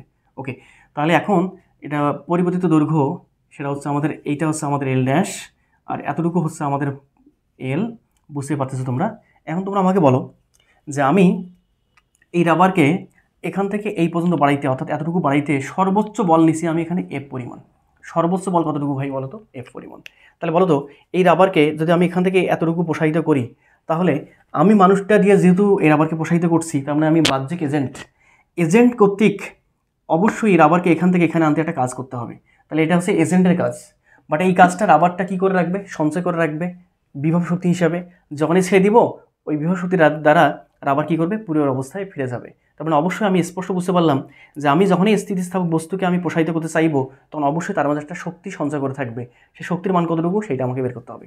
তাহলে আমরা এখন যে কাজটা করব সেটা হচ্ছে আমাদের এই তোমার ইলাস্টিক বডির ক্ষেত্রে একটু খেয়াল করে দেখো, ইলাস্টিক বডির ক্ষেত্রে আমরা শক্তি নির্ণয় করব। শক্তি কী বলতো আমাদের? নির্ণয়।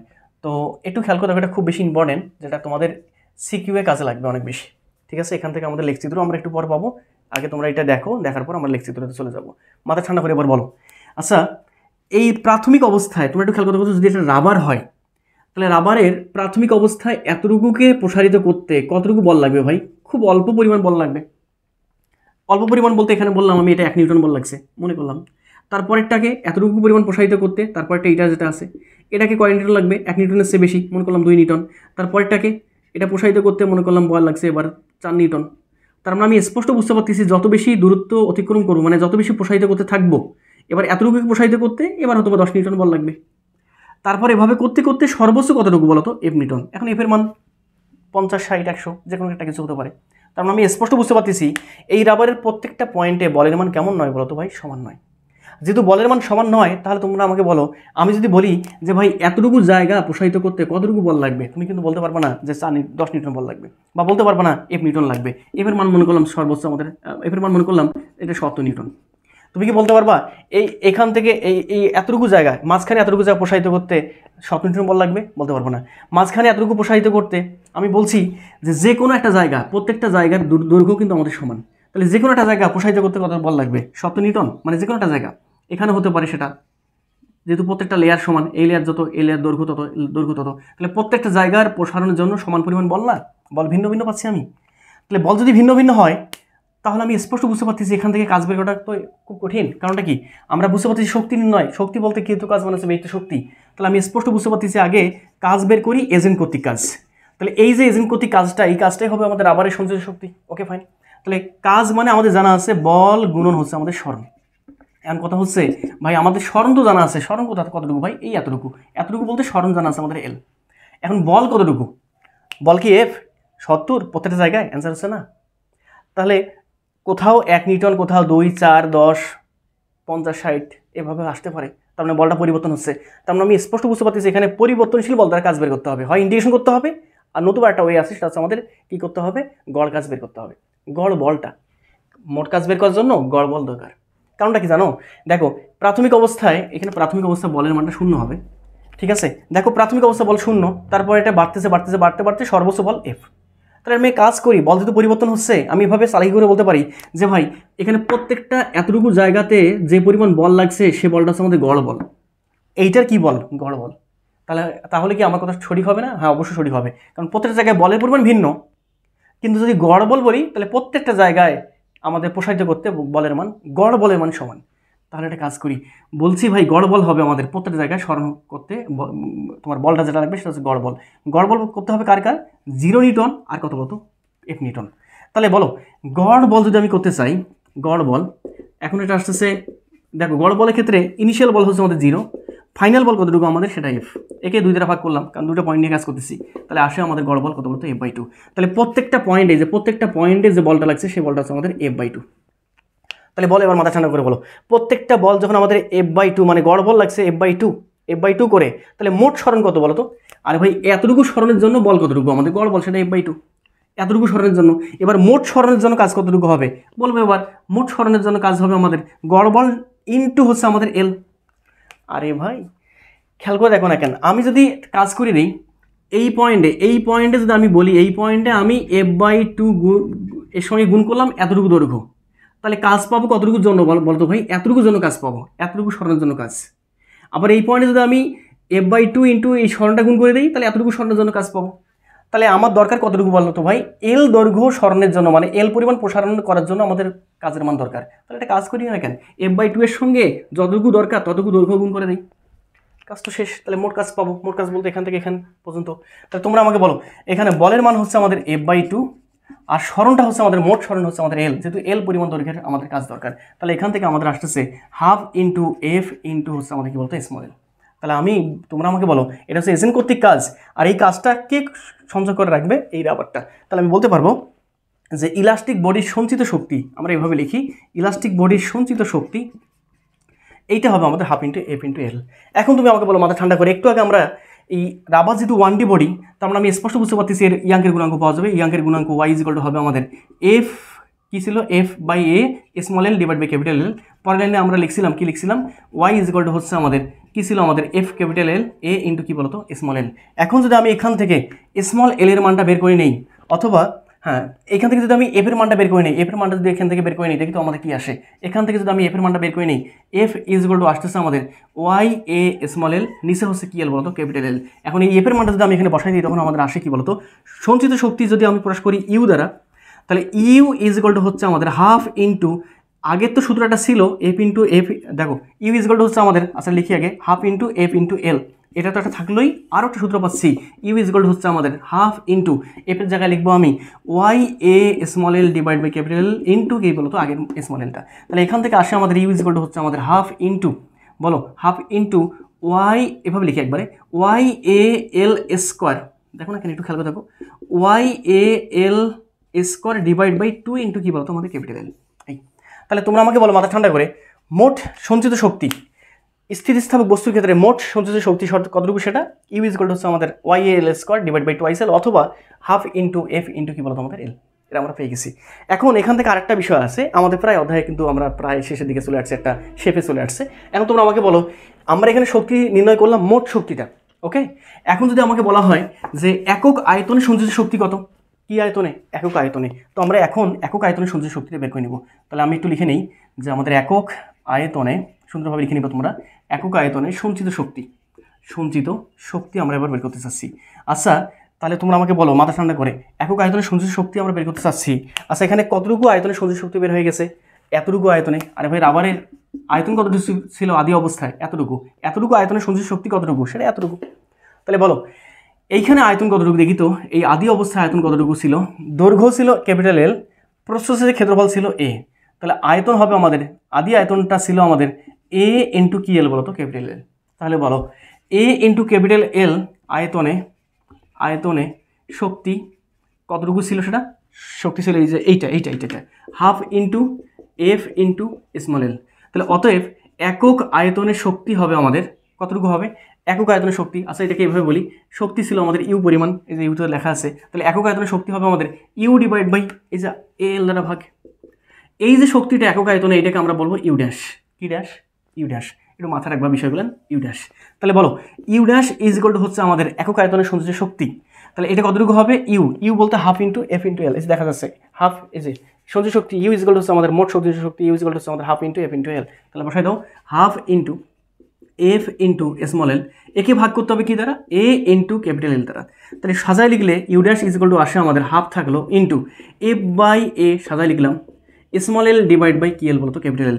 এখন তুমি একটু দেখো তো এটাকে প্যাটার্নে চলে আসছে না, চেনা লাগে না, হ্যাঁ চেনা লাগে। কি আসে আমাদের, এটা সুন্দরভাবে বলা যাবে যে আমাদের you dash is equal to হবে আমাদের half into F by A মানে হচ্ছে আমাদের পীড়ন, আর small L by capital L মানে হচ্ছে আমাদের কী বলতো বিকৃতি। তার মানে আমি স্পষ্ট বুঝতে পারলাম যে যদি আমাদের একক আয়তনের সঞ্চিত শক্তি বের করতে বলে তাহলে আমি কোন সূত্র মাথায় রাখবো, হাফ ইন্টু পীড়ন গুণন কী বলতো আমাদের বিকৃতি। এটা হচ্ছে আমাদের একক আয়তনের সঞ্চিত শক্তি।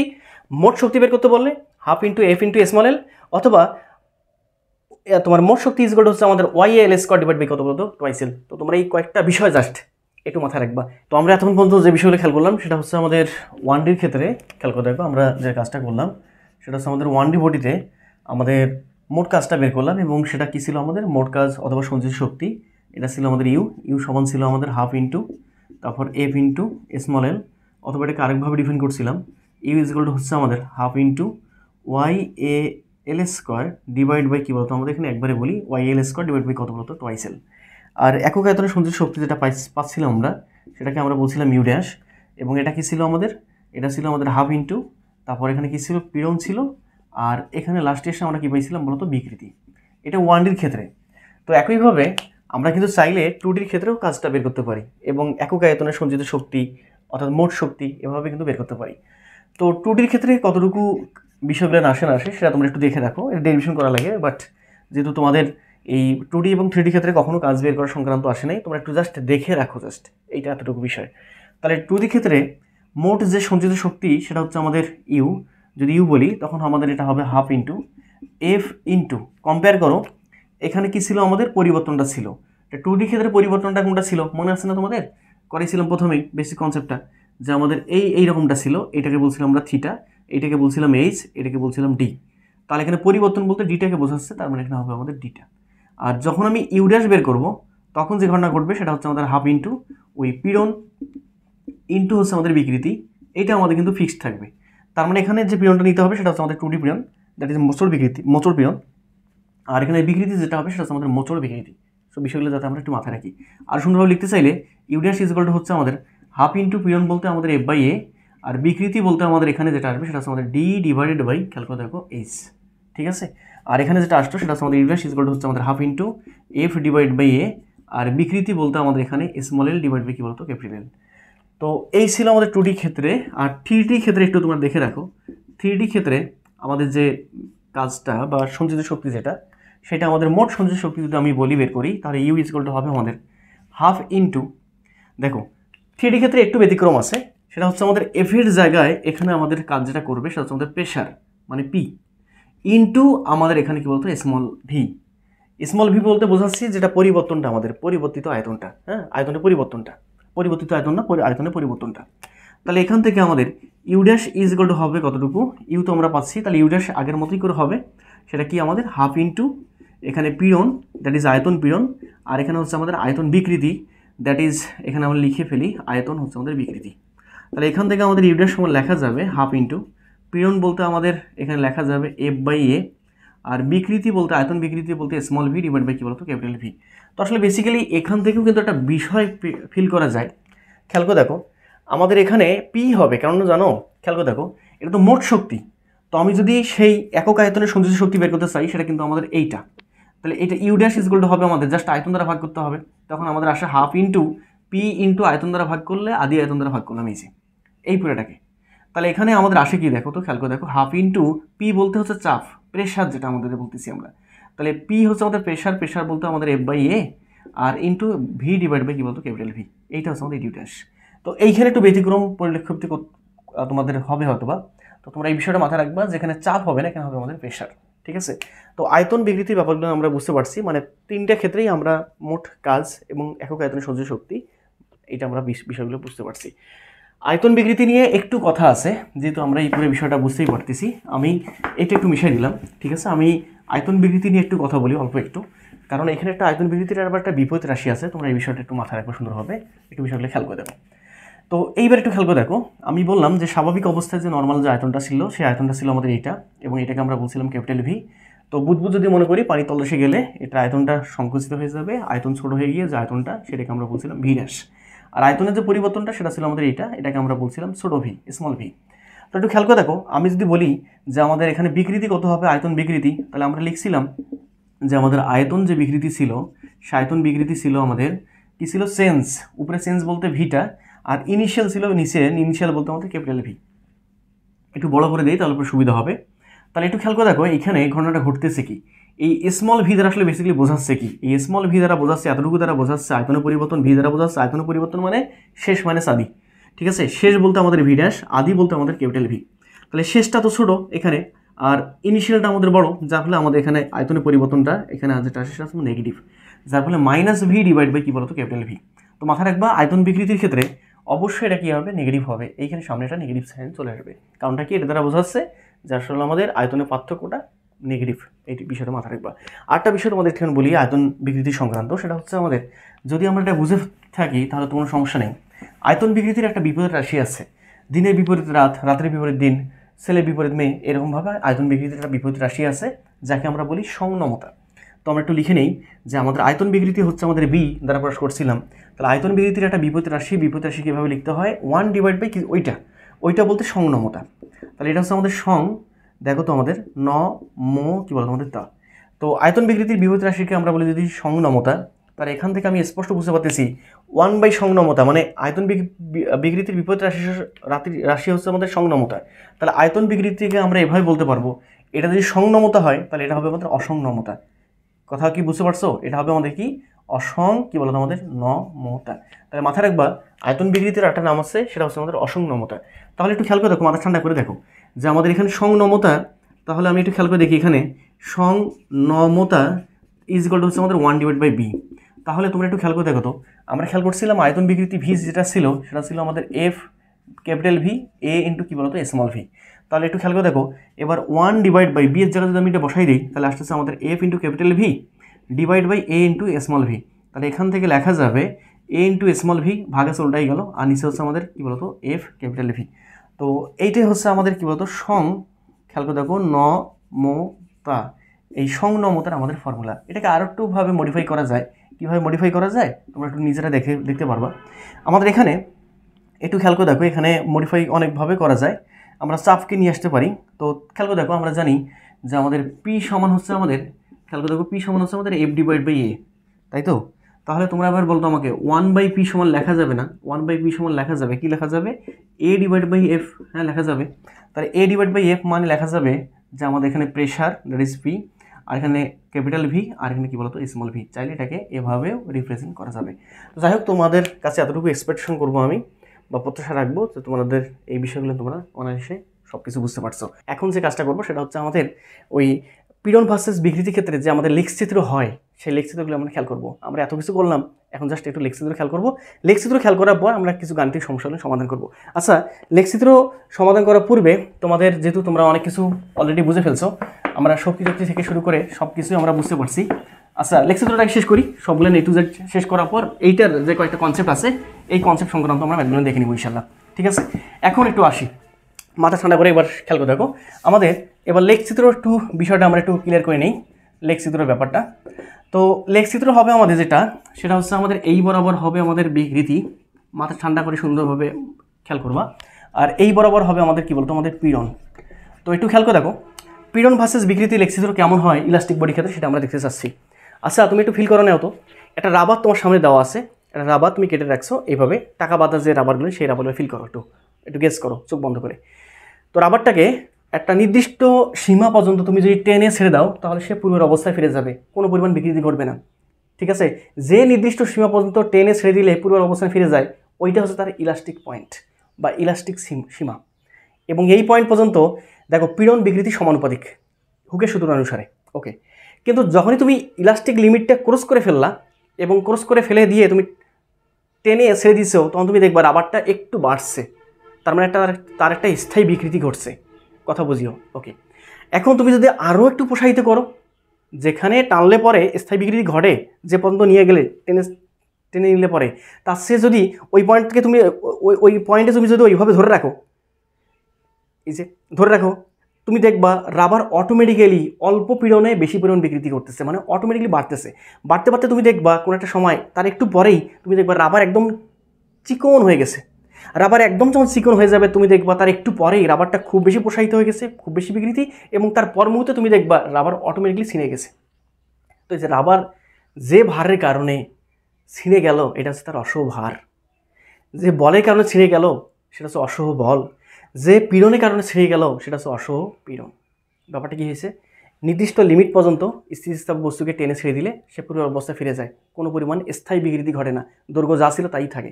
বাট ইলাস্টিক লিমিট যখন আমি ক্রস করে ফেলি, টেনে ছেড়ে দেই, তখনই দেখি রাবার দৈর্ঘ্য যা ছিল তার চেয়ে বেশি দৈর্ঘ্য পড়ে গেছে। তার মানে স্পষ্ট বুঝতে পারলাম যে আমাদের ইলাস্টিক লিমিট ক্রস করে ফেলছে। এখন যে পয়েন্টে ইলাস্টিক লিমিট ক্রস করে ফেলছিল, তার চেয়ে বেশি একটু যদি বল দেই, পীড়ন দেই, সেক্ষেত্রে তোমরা দেখবা স্থায়ী বিকৃতি ঘটতেছে। আরও যদি সামান্য একটু পীড়ন দেই, অটোমেটিক্যালি রাবার বাড়া শুরু করবে, বাড়তে বাড়তে রাবার দেখবা তোমার চিকন হয়ে যাবে। যখনই রাবার চিকন হওয়া শুরু করবে, তার মানে ইলাস্টিক লিমিটের পর পর্যন্ত ওইটাকে বলা হয় প্লাস্টিক লিমিট শুরু। ইলাস্টিক লিমিটের শেষ, প্লাস্টিক লিমিট শুরু। এভাবে চলতে চলতে তোমরা দেখবা আর একটু বাড়িতে বাড়িতে তোমরা দেখবা কোনো একটা পর্যায়ে গিয়ে রাবার দুম করে ছিঁড়ে যাবে।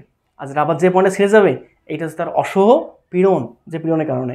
ভার বললে অসহ ভার, বল বললে অসহ বল। তো বিষয়গুলো তোমরা একটু মাথায় রাখবা। তো লেখচিত্রটা কেমন হতে পারে তোমরা একটু খেয়াল করে দেখো। তো রাবার যেহেতু আমাদের জানা আছে যে পীড়ন বিকৃতির নির্দিষ্ট সীমা পর্যন্ত রাবার বাড়ে না, তার মানে আমি স্পষ্ট বুঝতে পারলাম যে এটা হচ্ছে ও পয়েন্ট, এটা হচ্ছে আমাদের এই পয়েন্ট। এখান থেকে শুরু করে এই পর্যন্ত রাবারকে টেনে ছেড়ে দিলে রাবার আবার পূর্ব অবস্থায় যায়, কোনো পরিমাণ তার বিকৃতি ঘটে না। তার মানে আবার ও পয়েন্টে চলে যায়, কোনো বিকৃতি নেই, ওয়াই খবর এক্স খবর আবার বিকৃতি নেই। বাট এই পয়েন্টের পরের পয়েন্টে যদি আমি আরেকটু টেনে বাড়াই দিই, তখন আমি স্পষ্ট বুঝতে পারলাম আরেকটু বাড়াই দিলে এই পর্যন্ত কিন্তু আমাদের পীড়ন বিকৃতি সমানুপাতিক, এই পয়েন্ট পর্যন্ত। ঠিক আছে, পীড়ন বিকৃতি সমানুপাতিক। Okay fine. কিন্তু আমি যখন আরেকটু বাড়াই, অর্থাৎ এ থেকে এই যে তোমার ইলাস্টিক লিমিট, এটা কিন্তু আমাদের ইলাস্টিক লিমিট ছিল, এটাকে যদি ক্রস করে যখন বি পয়েন্টে নিয়ে আসি, তখন ছেড়ে দিলে কিন্তু আর সে আর ও পয়েন্টে যায় না, তখন তার একটা স্থায়ী বিকৃতি ঘটে, এবং স্থায়ী বিকৃতি হচ্ছে আমাদের এই এতটুকু এতটুকু। ওকে, তাহলে এই যে বি পয়েন্ট যেটা আছে, এই পয়েন্টটাকে বলা হবে ইল্ড পয়েন্ট। এটাকে কি পয়েন্ট বলবো আমরা? Yield point. তো একটু খেয়াল করে দেখো, এ পয়েন্ট পর্যন্ত হচ্ছে পীড়ন বিকৃতি সমানুপাতিক। তাহলে ও থেকে এ পর্যন্ত আমি এটা লিখে নিই, ও টু এ, এটা হচ্ছে আমাদের কি পীড়ন বিকৃতি। এই যে পীড়ন প্রপোর্শনাল টু হচ্ছে আমাদের বিকৃতি, তার মানে এটা সমানুপাতিক। তারপরে এ থেকে বি, এ থেকে বি, এখানেও এ থেকে বিতেও আমাদের এটা তোমার ইলাস্টিকেই, বাট পরিপূর্ণ না, পরিপূর্ণ নয়। এবং বি পয়েন্টটাকে বলতেছি আমরা ইল্ড পয়েন্ট। কি পয়েন্ট? এটা হচ্ছে ইল্ড পয়েন্ট। বানানটা একটু মনে ভুল লিখছি, তোমরা একটু ঠিক করে নিও, ইল্ড পয়েন্ট। ওকে, তাহলে বি পয়েন্টে কি হয়েছে? তার স্থায়ী বিকৃতি ঘটছে। তাহলে বি পয়েন্টে স্থায়ী বিকৃতি, স্থায়ী বিকৃতি। তার মানে আমি স্পষ্ট বুঝতে পারতেছি এ পয়েন্ট পর্যন্ত সে পূর্ণ স্থিতিস্থাপক, বি পয়েন্টেও স্থিতিস্থাপক বাট পরিপূর্ণ নয়, কারণ স্থায়ী বিকৃতি ঘটে গেছে। বাট বি পয়েন্টের পরের পয়েন্ট আমি যদি কল্পনা করতে চাই, বি পয়েন্টের পরের পয়েন্ট হচ্ছে আমাদের সি পয়েন্ট। সি পয়েন্টে এসে তুমি একটু খেয়াল করে দেখো, সি পয়েন্টে এসে রাবার কিন্তু বেশ ভালো একটু বাড়াবাড়ি শুরু করবে। এবং আমি বুঝতে পারতেছি সি পয়েন্টে আমাদের যে ঘটনা ঘটবে সেটার ইলাস্টিক পয়েন্ট থাকবে না, সেটা হয়ে যাবে আমাদের প্লাস্টিক পয়েন্ট। প্লাস্টিক পয়েন্ট, এটাকে প্লাস্টিক পয়েন্ট না বলে আমরা এটাকে সুন্দরভাবে বলি এই প্লাস্টিক কি বলো তোমাদের রিজিয়ন, ঠিক আছে, রিজিয়ন। তারপরে সি পয়েন্ট থেকে আরেকটু যদি আমি পীড়ন দিই, তা তোমরা দেখবা ডি পয়েন্টে এসে আবার ছিঁড়ে গেছে, ডি পয়েন্টে এসে ছিঁড়ে গেল, এই যে ছিঁড়ে গেল। ছিঁড়ে গেল অর্থটা হচ্ছে আমাদের যে ভারের কারণে ছিঁড়ে গেল সেটা হচ্ছে আমাদের অসহ ভার, যে পীড়নের কারণে অসহ পীড়ন, হটিবার যে কয়টা আছে সে কয়টা তোমাদের সুন্দরভাবে বলে দিবা। তাহলে পীড়ন বিকৃতির যে লেখচিত্র সেই লেখচিত্র আমরা সম্পূর্ণ পরিপূর্ণ ব্যাখ্যা করতে পারছি, ঠিক আছে। ও থেকে এ পর্যন্ত পরিপূর্ণ তোমার স্থিতিস্থাপক এবং ও থেকে এ পর্যন্ত সমানুপাতিক ধর্ম। এ থেকে বিতে দেখো, এ থেকে বিতে যখন আমরা যাচ্ছি বিকৃতি কিন্তু আমাদের অনেক, দেখো বিকৃতি কিন্তু অনেক বড় হয়েছে, অনেক বড়। কিন্তু পীড়ন কতটুকু? পীড়ন কিন্তু আমাদের সামান্য, এই সামান্য পীড়ন দিচ্ছি আমরা, সামান্য পীড়ন, এই সামান্য পীড়ন, সামান্য পীড়নে বিকৃতি কিন্তু হিউজ হয়ে গেছে। সমানুপাতিক নাই আর, সমানুপাতিক সিস্টেম ভেঙে ফেলছে এ থেকে বি পর্যন্ত। আর বি পয়েন্ট আছে ইল পয়েন্ট, ওকে।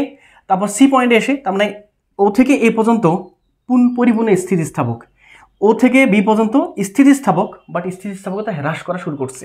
বি পয়েন্টের পরের পয়েন্টেই স্থিতিস্থাপকতা হ্রাস করা শুরু করছে। সি পয়েন্টে এসে প্লাস্টিক পয়েন্ট, আর ইলাস্টিক নাই কিন্তু প্লাস্টিক পয়েন্ট। রাবারকে টানতে টানতে তুমি দেখবা রাবার আর বাড়েই না, ওইটা সি পয়েন্ট।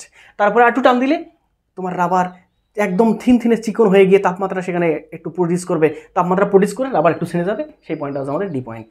রাবার এসে ছিঁড়ে গেল।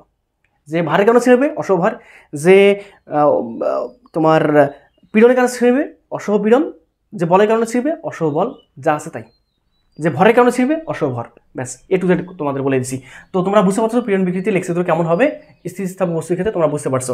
এখন এইখানে তোমাদের যে ঘটনাটা ঘটে সেটা হচ্ছে, আমি এই অংশটা মিশিয়ে দিলাম কারণ তোমরা এটা বুঝতে পারছো। তো এখন এইটা নিয়ে আর একটু কাজ আছে, ডিল করতে হবে অল্প একটু আর, হ্যাঁ তোমরা একটু ধৈর্য হারাইও না আবার, ঠিক আছে। যে ভাই 1 ঘন্টা কথা বলছে, 1 ঘন্টা অলমোস্ট হয়তো বা কাছাকাছি যাচ্ছে, তার আগে শেষ করে পাইছো, আমাদের প্রায় কাছাকাছি শেষ। এখন তোমরা একটু খেয়াল করে দেখো এইখানে যে ঘটনাটা ঘটে আর কি, যেটা বলে আর কি, এই দিক বরাবর ছিল আমাদের পীড়ন আর এদিক বরাবর ছিল আমাদের বিকৃতি।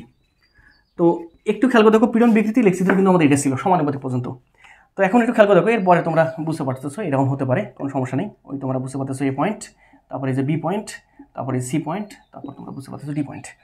এখন তোমরা আমাকে বলো, মাথা ঠান্ডা করে কিন্তু তোমরা আমাকে বলবা যে এইখানে আসলে কোনটা কি বোঝাবে না বোঝাবে, এখান থেকে পরীক্ষা আসছে বারবার।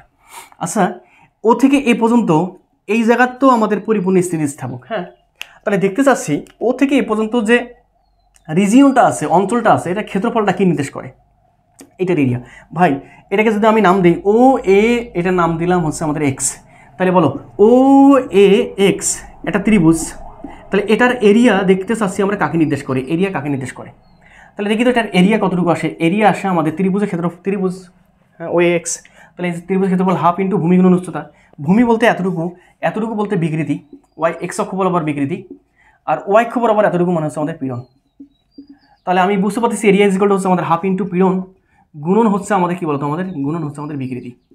তা তুমি এবার আমাকে বলো, এই যে হাফ ইন্টু পীড়ন বলতে এফ বাই এ, বিকৃতি বলতে small l divide by capital L, এইটা আসলে বেসিক্যালি কাকে নির্দেশ করে?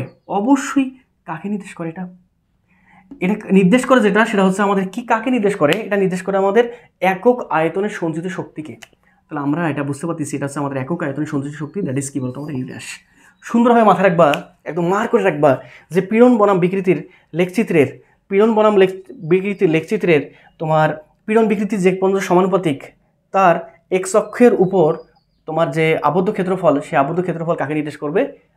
কাকে নির্দেশ করবে? একক আয়তনের সঞ্চিত শক্তিকে নির্দেশ করবে। ওকে, আরেকটা কোশ্চেন আছে এখানে, সেটা হচ্ছে আমাদের এবার ক্ষেত্রফল বলবে না, এবার এই যে আমাদের যে এই তোমার রেখাটা আছে, এই যে রেখাটা, এই রেখাটা তোমরা একটু খেয়াল করে দেখো, এই রেখার ঢাল যেটা আছে, ঢাল বলতে এখানে থিটা যদি কোন উৎপন্ন করে এক্স অক্ষের সঙ্গে, বিকৃতির সঙ্গে এক্স অক্ষ তোমার থিটা কোন উৎপন্ন করছে, তাহলে এখানে ঢাল যেটা পাবো সেটা হচ্ছে আমাদের ঢাল ইজ ইকুয়াল টু হচ্ছে আমাদের ট্যান থিটা। আর ট্যান থিটা কাকে নির্দেশ করে দেখি তো? ঢাল মানে হচ্ছে আমাদের পীড়ন বাই বিকৃতি, মানে ঢাল মানে হচ্ছে আমাদের এখানে থিটা যদি এটা হয় তাহলে tan theta is equal to হবে আমাদের থিটা ইজ ইকুয়াল টু হবে বা tan theta is equal to হবে আমাদের ট্যান লম্ব ভূত লম্ব বাই ভূমি। লম্ব তো আমাদের পীড়ন, আর ভূমি কতটুকু আমাদের বিকৃতি, লম্ব যে ভূমি, তাহলে লম্ব হচ্ছে আমাদের কি বলতো পীড়ন, তুণ্ডভৌমিক বা পীড়ন, আর নিচে কি বলতো আমাদের বিকৃতি। তাই তোমরা আমাকে বলো পীড়ন বাই বিকৃতি কাকে নির্দেশ করে? ওয়ান ডাইমেনশনাল ক্ষেত্রে লেকচিত্র দেখতেছি, ওয়ান ডাইমেনশনাল ক্ষেত্রে আমি স্পষ্ট বুঝতে পারতেছি পীড়ন বাই বিকৃতি মানে হচ্ছে আমাদের ইয়ংকের গুণাঙ্ক, দ্যাট ইজ ওয়াই। তাহলে আমি স্পষ্ট বুঝতে পারলাম দুইটা বিষয়, যে ভাই আমাদের পীড়ন বনাম বিকৃতির লেখচিত্রের আমাদের যে তোমার পীড়ন বিকৃতির সমানুপাতিক সম্পর্ক যতক্ষণ পর্যন্ত তার যে সেই রিজিয়নটার এক্স অক্ষের উপর যে অঙ্কিত ক্ষেত্রফল একক আয়তনের সংযোগ শক্তিকে নির্দেশ করে, আর ঢালটা যেটা নির্দেশ করে সেটা হচ্ছে আমাদের ই অঙ্কের গুণাঙ্ককে নির্দেশ করে। তো আশা করি তোমরা এই বিষয়টা বুঝতে পারছো। এখন তোমরা আমাকে সংক্ষেপে একটা ছোট্ট করে তোমরা বলবা যে আমরা এটা বের করলাম কয়ডির ক্ষেত্রে বলো তো? ওয়ানডির ক্ষেত্রে। তো একইভাবে সঞ্চিত শক্তি, একটু আগে খেয়াল করছিলাম একক আয়তনের সঞ্চিত শক্তি, ঠিক আছে, এটা আমাদের ওয়ানডি ক্ষেত্রে যেমন বের হয়েছে টুডি ক্ষেত্রে থ্রিডি ক্ষেত্রে বের হবে। তো সেই বিষয়গুলো তোমাদের একটু বলি, অল্প একটু কথা শোনো। তো এই বিষয়টা তোমরা যদি বুঝে থাকো তাহলে আরেকটা লেকচিত্র তোমাদের একটু দেখাই, তাহলে পরে বুঝতে পারবা। এখন তোমরা আমাকে বলো মাথা ঠান্ডা করে যে আমাদের এই দুটো লেকচিত্রের মাঝে কোনটা বেশি স্থিতিস্থাপক? এদিক বরাবর দেওয়া আছে আমাদের পীড়ন, এই দিক বরাবর দেওয়া আছে আমাদের বিকৃতি। বলো তো কোনটা বেশি আমাদের স্থিতিস্থাপক? এটাকে আমি 1 নম্বর বললাম, এটাকে আমি 2 নম্বর বললাম, কোনটা বেশি স্থিতিস্থাপক বলো? স্থিতিস্থাপক কার উপর ডিপেন্ড করে? ওয়াইয়ের মানের উপর। তাহলে ওয়াইয়ের মান যার বেশি, যার যত বেশি সে তত বেশি স্থিতিস্থাপক। তাহলে বলো 1 নম্বর লেকচিত্র আর 2 নম্বর লেকচিত্রের ওয়াইয়ের মানটা কার বেশি? ওয়াই বলতে ট্যান থিটা। তাহলে এইটা হচ্ছে আমাদের থিটা হচ্ছে এইটা থিটা 1, আর এইটা থিটা হচ্ছে আমাদের এইটা থিটা 2। তার মানে স্পষ্ট বুঝতে পারতেছি থিটা 2 ইজ গ্রেটার দ্যান হচ্ছে আমাদের থিটা 1। তার মানে স্পষ্ট বোঝা শেষ tan theta 2 is greater than হচ্ছে আমাদের ট্যান থিটা 1। তার মানে আমি স্পষ্ট বুঝতে পারতেছি 2 number that is y2 is greater than হচ্ছে আমাদের y1, যার ফলে আমি স্পষ্ট বুঝতে পারলাম 2 নাম্বার রেখাটা বেশি স্থিতিস্থাপক 1 নম্বরের তুলনায়। আরেকটা ভাবে ফিল নেওয়া যায়, কথা কি বুঝতে পারছো? 2 নাম্বারটা বেশি স্থিতিস্থাপক কার তুলনায়? 1 নম্বরের তুলনায়। বলবে কোনটা বেশি স্থিতিস্থাপক? 3টা লেকচিত্র দেওয়া থাকবে, ক নম্বর সঠিক, খ নম্বর, গ নম্বর। তখন তোমাকে তাকাইতে হবে কার থিটার মানটা সর্বোচ্চ। যার থিটার মান সর্বোচ্চ তার ট্যান থিটা সর্বোচ্চ, ট্যান থিটা সর্বোচ্চ হলে তার ওয়াইটা সর্বোচ্চ, তত বেশি। এখন তুমি আমাকে বলো এটাকে আরেকটা ভাবে কল্পনা করা যায়। তুমি যদি এখানে ওয়াইক্ষ বরাবর একটা সমান্তরাল রেখা কল্পনা করো, তাহলে তুমি একটু খেয়াল করে দেখো ওয়াইক্ষ বরাবর সমান্তরাল সরলরেখা কল্পনা করলে এখান থেকে এইটা মানে কি বিকৃতি, এখান থেকে এটা মানে কি বিকৃতি। তাহলে বলো এখান থেকে এতটুকু যদি বিকৃতি হয় তাহলে এটাও তাই, এটাও কি বলতো তাই। তাহলে বলো 1 নম্বর রেখার জন্য বিকৃতির জন্য 1 নম্বর রেখাকে এতটুকু বিকৃতি করতে কতটুকু পীড়ন লাগছে? এতটুকু পীড়ন। বাট 2 নম্বর রেখাকে ঠিক ততটুকু পরিমাণ বিকৃতি করতে পীড়ন লাগছে কতটুকু? পীড়ন লাগছে আমাদের এত বড়, এত বেশি, যার ফলে এখান থেকে বোঝা যায় যে আমাদের 2 নম্বর রেখার পীড়ন বেশি মানে এতটুকু বিকৃতি করতে পীড়ন লাগতেছে বেশি, যার ফলে এর বেশি স্থিতিস্থাপক কার তুলনায় বলতো? 1 নম্বর রেখার তুলনায়। আশা করি তোমরা বুঝতে পারছো। আরেকটা বিষয় এখান থেকে আসে সিকিউ কোশ্চেনগুলোতে, আমি খেয়াল করলাম যেটা বারবার তোমাদের, আশা করি এটা বুঝতে পারছো তোমরা। আর তোমরা তো জানতেছো শক্তির একক কী হবে? জুল।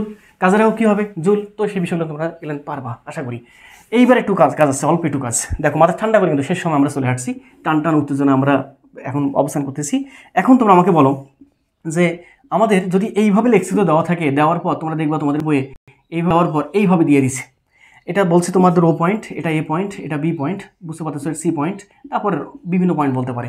এখন তুমি আমাকে বলো তো এ পয়েন্টের পরবর্তী যে কোনো পয়েন্টে এখানে কি আর স্থিতিস্থাপকের ব্যাপারগুলো চলে আসবে? অ্যান্সারটা আছে না।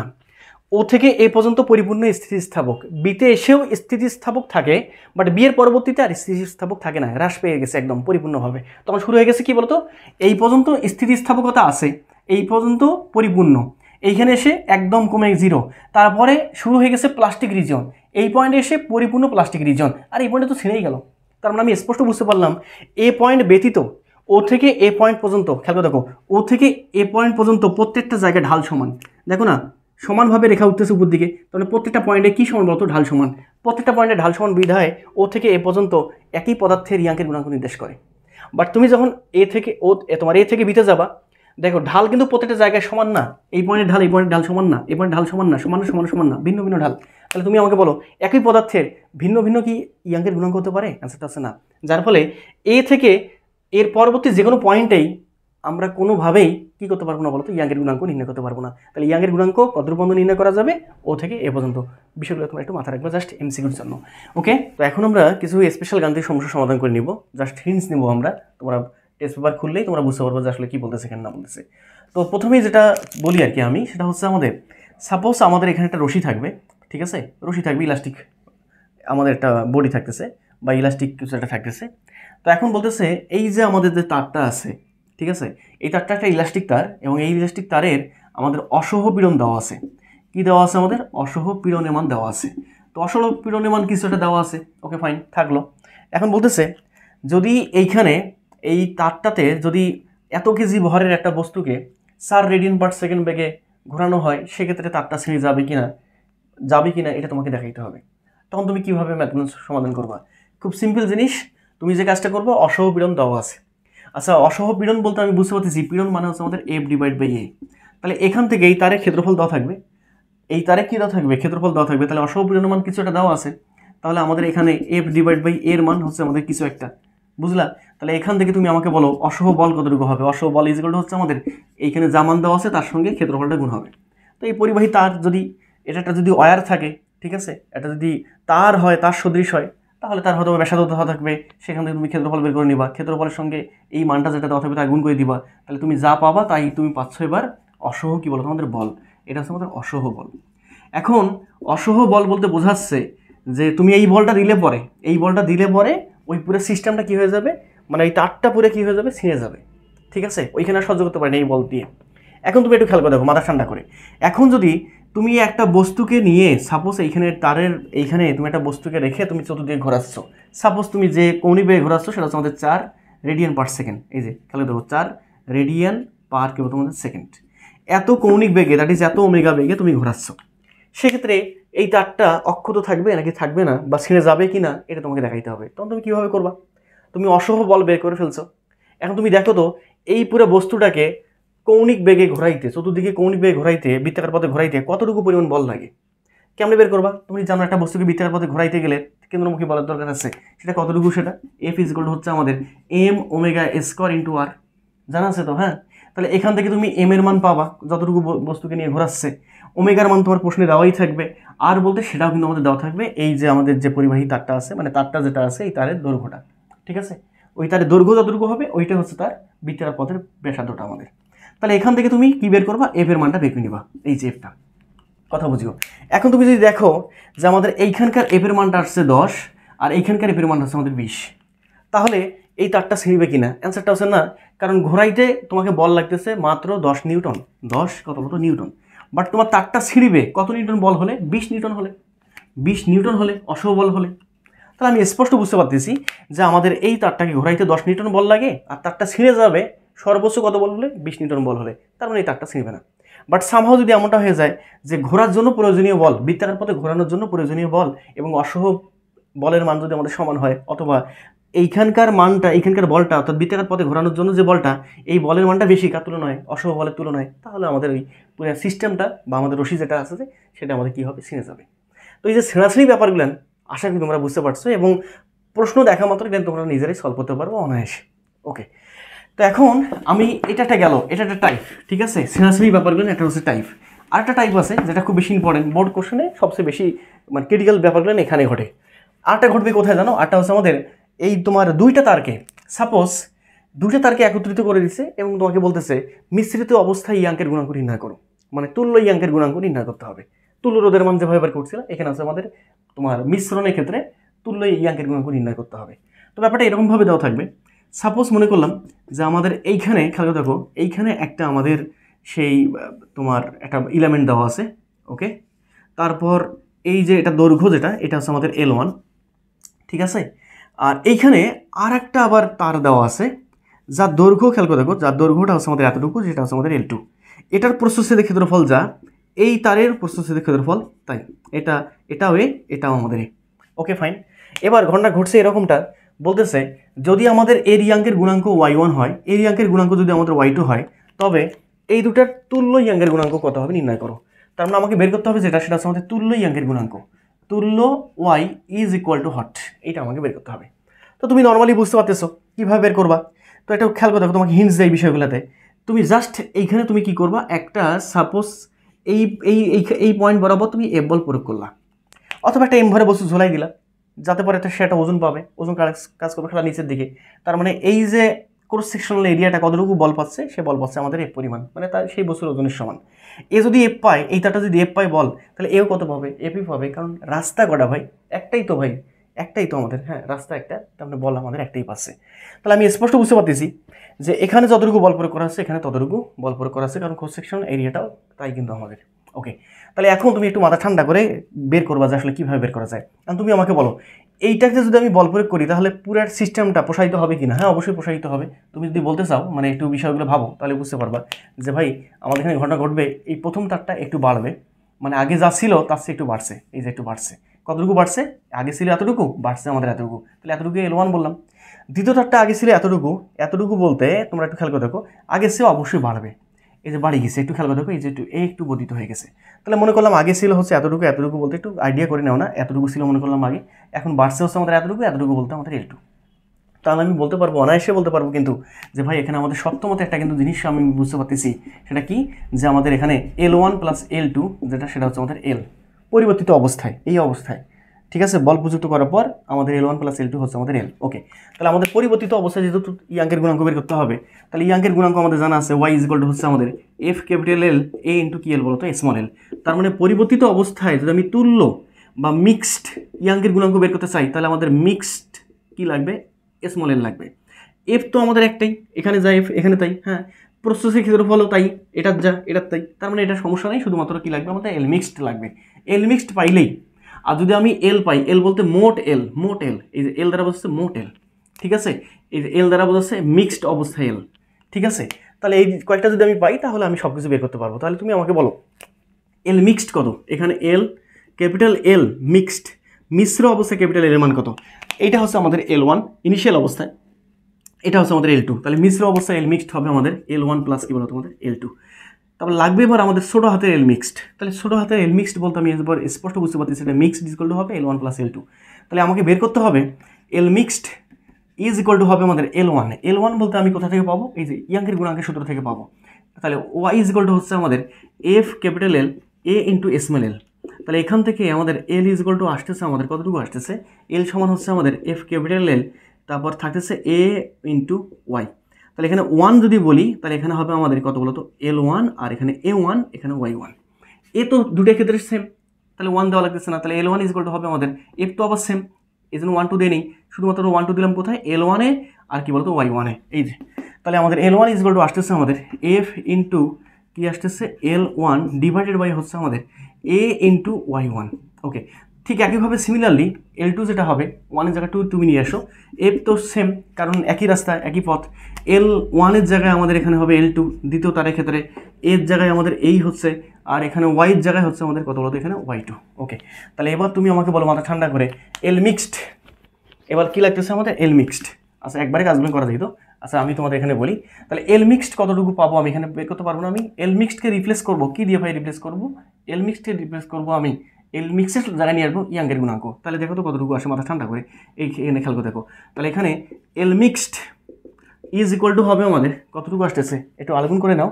তাহলে এখানে আসতেছে আমাদের F into capital L mixed, আর নিচে থাকতেছে আমাদের ওয়াই মিক্সড, তাই না, ইন্টু হচ্ছে আমাদের শুধুমাত্র নর্মালে এইটা থাকতেছে আমাদের, ওই সূত্রটা থেকে জাস্ট এল মিক্সের মানটা আমি বের করে নিছি ক্যালকুলেশন করে। তাহলে বলো এল মিক্সের জায়গা বসাই দিলাম ওইটা, তাহলে f into capital L mixed, okay, divided by কতটুকু থাকে একটু দেখো তো ভালো করে, থাকে আমাদের নিচে ওয়াই মিক্সড মিক্সড ইন্টু হচ্ছে আমাদের কত বলতো এ ইজ ইকুয়াল টু আমাদের থাকতেছে আমাদের এইটা বলতে আমি একটা কাজ করতে পারি, এখান থেকে কমন যায় আমাদের এফ ডিভাইড বাই এ যদি কমন যায়, থাকে আমাদের এখান থেকে থাকে L1 by Y1 plus L2 divide by কী বলতো আমাদের Y2। ওকে, তাহলে এখন এফ বাই এ, আর এখানকার এই যে এফ এখানকার এ ক্যান্সেল আউট করলাম, কারণ একই তো, হ্যাঁ। তাহলে এবার থাকতেছে আমাদের কোনটা, ওয়াই মিক্সড বের করতে হবে। কেমন ওয়াই মিক্সড বের করবো, খুব সোজা। তাহলে আসি এবার এল মিক্সড, এই যে মিক্সড ডিভাইডেড বাই হচ্ছে আমাদের ওয়াই মিক্সড রাখলাম এভাবে, ইজ ইকুয়াল টু হচ্ছে আমাদের বুঝতে পারতেছে এখানে লসাগু করা যাবে সুন্দরভাবে, লসাগু হচ্ছে আমাদের Y1, এখানে হচ্ছে আমাদের Y2, আর এখানে সিম্পলিফাই করলে এখানে আসতেছে আমাদের L1 Y2 plus L2 Y1। আমাকে বের করতে হবে কোনটা, ওয়াই মিক্সটা। তাহলে এবার সুন্দরভাবে বলে দিবা যে আমাদের Y mixed is equal to, এটাকে জাস্ট এখানে নিয়ে আসলাম, এটাকে গুণ করে পাঠিয়ে দিলাম এর পাশে, তাহলে এখানে আসতেছে আমাদের y1 y2 divided by l1 y2 plus l2 y1 into থাকতেছে কোনটা, থাকতেছে হচ্ছে আমাদের এল মিক্সড। এই যে উপরে হচ্ছে আমাদের এল মিক্সড, জাস্ট এটি ক্যালকুলেশন করলাম ভাই, আর কিছু করিনি এখানে, ঠিক আছে? একটু খেয়াল করে দেখো, ক্যালকুলেশন করছি, আর কিছু না। ওয়াই মিক্সডকে এখানে নিয়ে গেছি, এটাকে এখানে নিয়ে আসছি, এটা ভাগ আছে, উল্টাই দিয়ে গুণ হয়ে গেল। এই যে এর সঙ্গে এল মিক্সড, এর সঙ্গে এল মিক্সড ডিভাইড বাই এটা ভাগ হয়েছে এটা। আমি কিন্তু ওয়াই মিক্সড পেয়ে গেছি ইকুয়েশন। এখন তোমরা পরীক্ষার রুমে যে কাজটা করবা, আমি কিন্তু এখানে তোমার মানটান না দিয়ে জাস্ট নর্মালি করে নিচ্ছি, যার ফলে আসলে ইকুয়েশন চলে আসছে। তোমাদের পরীক্ষা হলে যে কাজগুলো করতে হবে সেটা হচ্ছে আমাদের L1 মান দেওয়া থাকবে, L2 মান দেওয়া থাকবে, তারপর তুমি ওখান থেকে এল মিক্সড পাবা। এল মিক্সডের মান কোথায় বসাবা, একদম ডিরেক্ট এখানে বসাই দিবা। এল মিক্সডের মান পাইছো তুমি, আবার ক্যাপিটাল এল মিক্সডের মান পাবা তুমি, ঠিক আছে? বসাই দিলে এফ এর মান বসাই দিবা, এর মান বসাই দিবা, বসাই দিলে আমাদের কিন্তু ওয়াই মিক্সডের মান অটোমেটিকলি চলে আসবে, মান চলে আসবে। আর যদি থিওরি দেখাইতে বলে তাহলে তো এইভাবে। তো একটু খেয়াল করে দেখো, আমি যদি তোমাকে কিছু ইয়া দিয়ে দিই, সাপোজ মনে করলাম যে আমাদের এখানে খেয়াল করে দেখো L1 এর মান ক্যাপিটাল এল, L2 এর মান কিন্তু ক্যাপিটাল এল, মনে করলাম এটার মান যা এটার মান তাই, মানে দৈর্ঘ্য, এটার আদি দৈর্ঘ্য যা এটার আদি দৈর্ঘ্য তাই, ঠিক আছে?